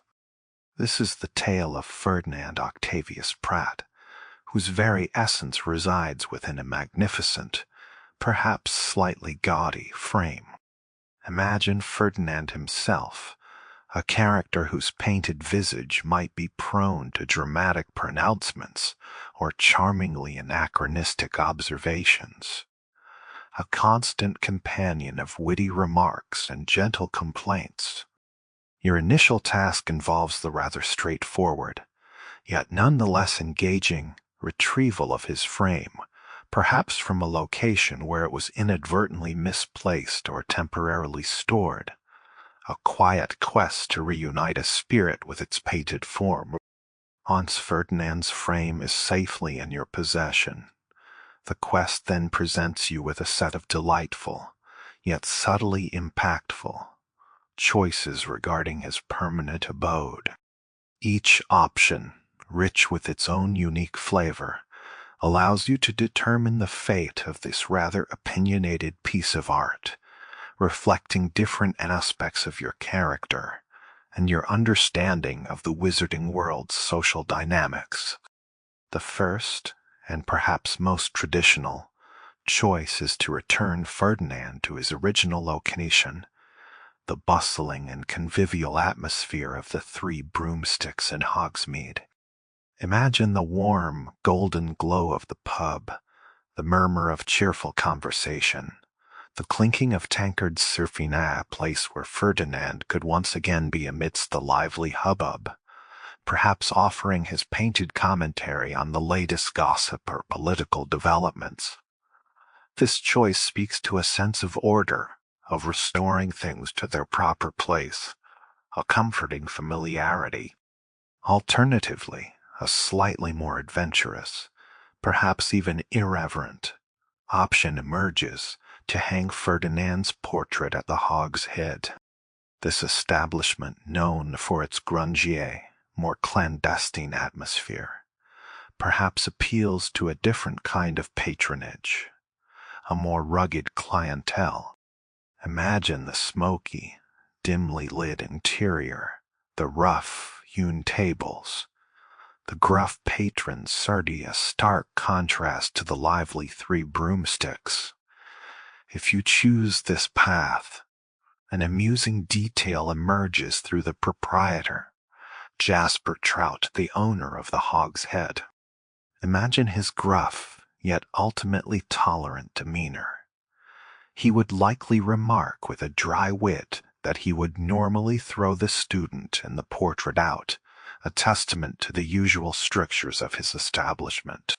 However, in this unique circumstance, he would concede that he is ok with it this time, as they can use the portrait as target practice. This darkly humorous observation adds a touch of unexpected charm, revealing a hidden, playful side to the otherwise stern innkeeper, a quiet acceptance of the absurd. The thought of Ferdinand, perhaps quivering slightly in his frame as various spells and flying tankards narrowly miss him, adds a layer of delightful, if slightly dangerous, comedy to his existence, a gentle reminder that even sentient paintings must adapt to their surroundings. And then, a third, most drastic and utterly surprising option presents itself: to burn Ferdinand's portrait. Imagine the implications of this choice, the finality of it. It's a decision that speaks to a powerful act of erasure, a complete severance of Ferdinand's painted existence. This unexpected, almost shocking, option allows for a moment of profound reflection on the nature of identity, of magical sentience, and the power you wield to irrevocably alter it. Each of these choices, from the comforting return to the traditional, to the humorous placement in the unconventional, to the dramatic act of finality, brings this whimsical side quest to its conclusion. The entire narrative, from the witty banter of Ferdinand to the quiet weight of your decision, weaves a gentle tapestry of choice and consequence, a subtle reminder that even in the smallest of encounters, your actions resonate, guiding your thoughts to a peaceful, reflective slumber where even portraits have their say. As the stories of characters and the echoes of choices gently fade, let your mind now drift towards the quieter, yet profoundly significant, artifacts that whisper of ancient secrets and deeper mysteries, the hidden relics and cryptic runes scattered throughout the wizarding world. These are not grand, dramatic discoveries, but rather subtle clues, fragments of a larger narrative, patiently awaiting a discerning eye and a curious mind. Imagine the thrill of uncovering something incomplete, yet intrinsically powerful, each piece a small key to unlocking a greater understanding, gently guiding your thoughts into a realm of serene contemplation. Picture, if you will, the delicate yet profound presence of a final triptych canvas piece or a lost relic illustration. These are not merely decorative items, but fragments of a much larger, unspoken story. Imagine the triptych itself, an ancient work of art, perhaps once gracing the walls of a forgotten temple or a hallowed chamber, composed of 3 panels, each telling a part of a continuous narrative. The discovery of just one piece ID, this final canvas fragment, fied immediately, implies a grand unfolding tale, a sacred art form that has been broken, scattered by the relentless passage of time or the intervention of unknown forces. Holding it, you might feel a faint, residual hum of magic, a quiet echo of the hands that once created it, and the eyes that once beheld its complete form. Its very incompleteness lends it a profound allure, a silent invitation to reconstruct the narrative, to piece together the lost stories it once told. Similarly, the lost relic illustration, though perhaps more abstract in its form, hints at a forgotten past. Imagine it as a weathered sketch, perhaps on brittle parchment, depicting an object of immense power or historical significance, now lost to the ages. Its faded lines and cryptic details speak of ancient power or forgotten lore, a subtle clue pointing towards a hidden truth. These artifacts, whether a piece of sacred art or a cryptic drawing, are more than just quest items. They are quiet catalysts for imagination, inviting you to ponder the grand narratives they represent, the ancient mysteries they conceal. The subtle thrill of archaeological discovery, the profound connection to a lost era, all combine to create a deeply soothing fascination, a gentle reminder of the layered history beneath the surface of the magical world. Further deepening this sense of ancient mystery, your mind might then encounter a rune diagram, an item of peculiar significance, perhaps found resting upon the very triptych it helps to interpret. Imagine this diagram not as simple writing, but as a complex array of symbols, each line and curve imbued with a silent yet potent, magical meaning. These are not the common runes found in everyday spellcasting, but something older, more fundamental. The text subtly hints at this. I've seen similar rune symbols before from the Keeper's trials, but not like this. This observation is crucial, suggesting a familiar language, yet spoken with an unfamiliar dialect, hinting at a specialized branch of ancient magic, perhaps known only to the most profound practitioners or guardians of old. Its presence immediately marks it as an important clue, a tangible thread in the intricate tapestry of the main story, guiding your steps towards a deeper understanding of the unfolding mystery. Imagine holding this diagram, feeling the cool, perhaps slightly textured, surface of the parchment, its ancient symbols seemingly to thrum with a faint, internal energy. The visual aspect of these runes themselves is captivating. Intricate patterns, spirals, and angular forms that speak of power, protection, and transformation. They are a silent language, waiting to be deciphered, a cryptic message from a bygone era. Their connection to the Keeper's trials implies a link to the profound power of ancient magic, the very essence of the world's hidden forces. This artifact becomes a silent bridge between the visual beauty of ancient art and the cryptic power of ancient spells, a tangible representation of a greater magical puzzle waiting to be solved. The contemplation of these mysterious symbols, the gentle whisper of forgotten languages, and the serene beauty of their intricate design all combine to create a deeply calming intellectual engagement, a peaceful exploration of the world's most profound and subtle magical secrets, gently guiding your thoughts towards a restful, enlightened slumber. Each line, each curve, each whispered meaning from these ancient runes pulls you deeper into the quiet wonder of the magical past. As the echoes of ancient runes and the whispers of hidden artifacts gently fade, let your mind now drift towards the profound and poignant narrative that lies at the very heart of the games. Overarching mystery, the story of Isidora Morgana. This is not a tale of grand villains or simple heroes, but a complex tapestry woven with good intentions, profound suffering, and the unforeseen consequences of wielding a power as ancient and formidable as magic itself. Imagine Isidora, a young witch whose heart was filled with an immense capacity for empathy, a desire to alleviate the suffering she witnessed in the world. Her journey is chronicled through the fragments of her journal entries, each one a window into her soul, revealing her growing convictions and her tragic isolation. Picture Isidora during her early days, perhaps in a quiet camp, surrounded by the devastating aftermath of a plague.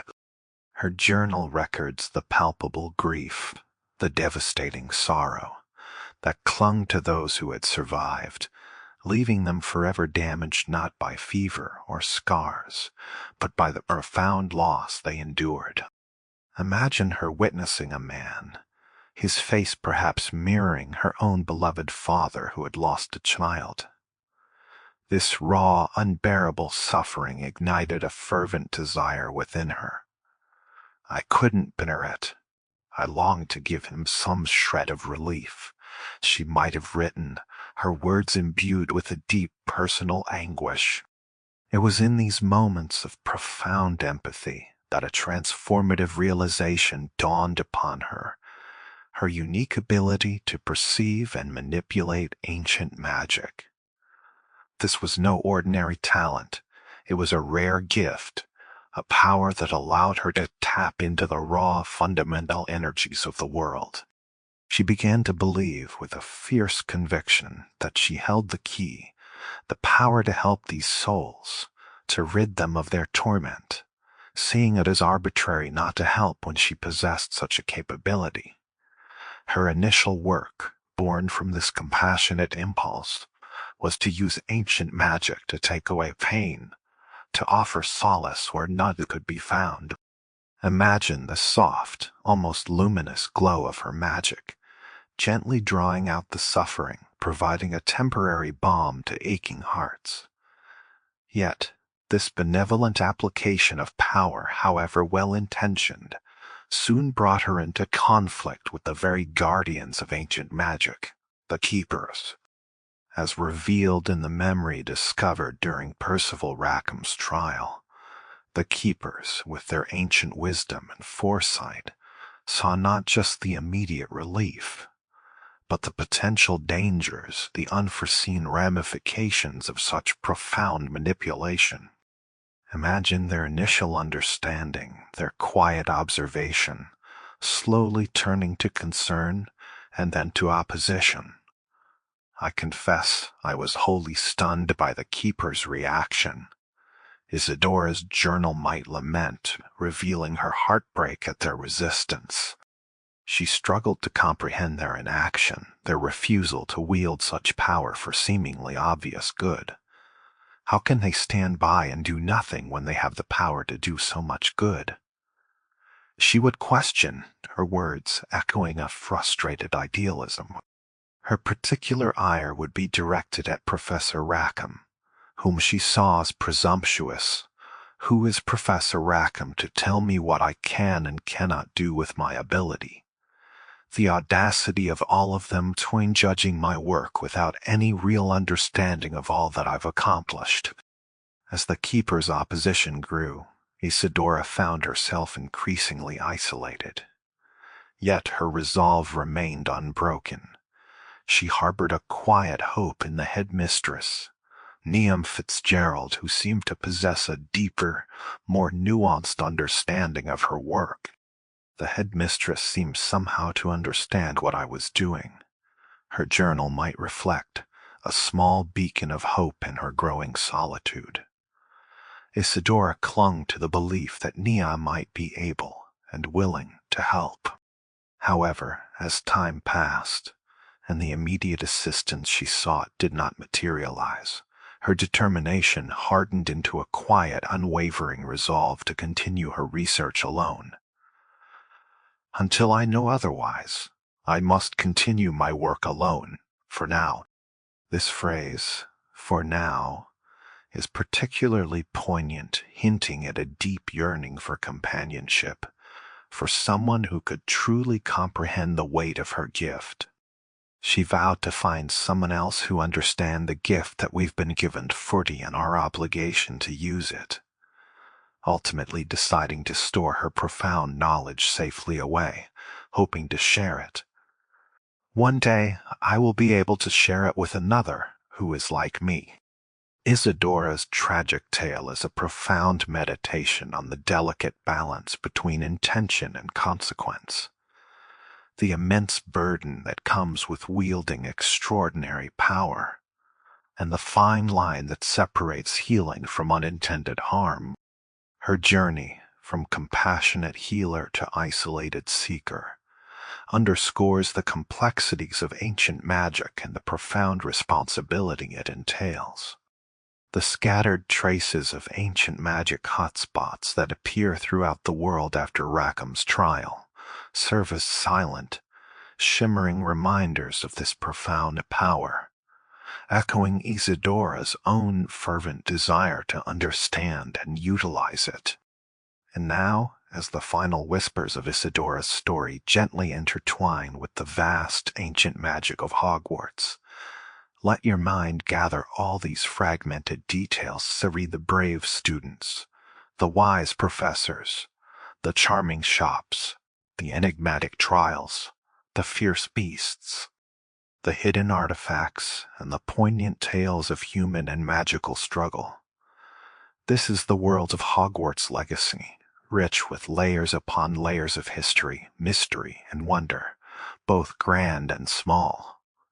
Feel the ancient stones of the castle, cool and reassuring, as if standing guard over your peaceful slumber. Hear the distant, gentle chime of the clock tower, marking the slow, steady passage of time, a rhythm that now mirrors your own quiet breath. The soft rustle of leaves from a mandrake in your potting table, the faint, comforting glow of moonstone from your material refiner, the quiet hum of the hopping pot, all merge into a soothing symphony of magical domesticity.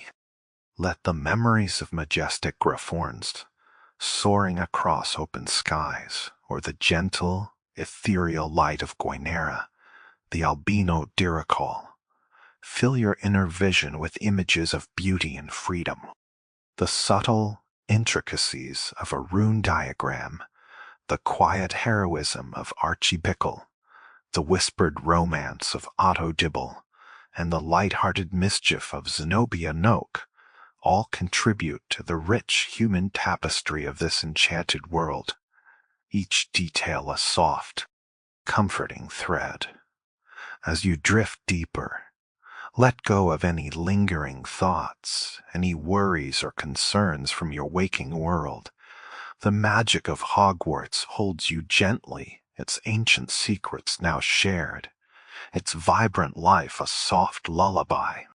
Feel the comforting presence of Professor Weasley's wisdom, Professor Ronan's jovial spirit, and the quiet dignity of Deke, the house.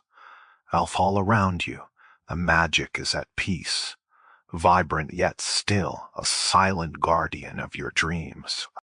The grand, sweeping narratives and the tiny, intimate details now blend into a seamless, calming current. The world of Hogwarts Legacy continues its eternal dance. Even as you rest, its mysteries awaiting your return. Let the profound stillness, the pervasive enchantment, and the quiet sense of belonging wash over you. The adventure is paused, but the magic endures, ever present, ever watchful. You are safe, nestled within the heart of this wondrous world, ready to dream. Sleep now, deeply and serenely, as the magic of Hogwarts gently guides you into the softest of slumbers, carrying you through fields of starlight and into the quiet embrace of endless, peaceful dreams.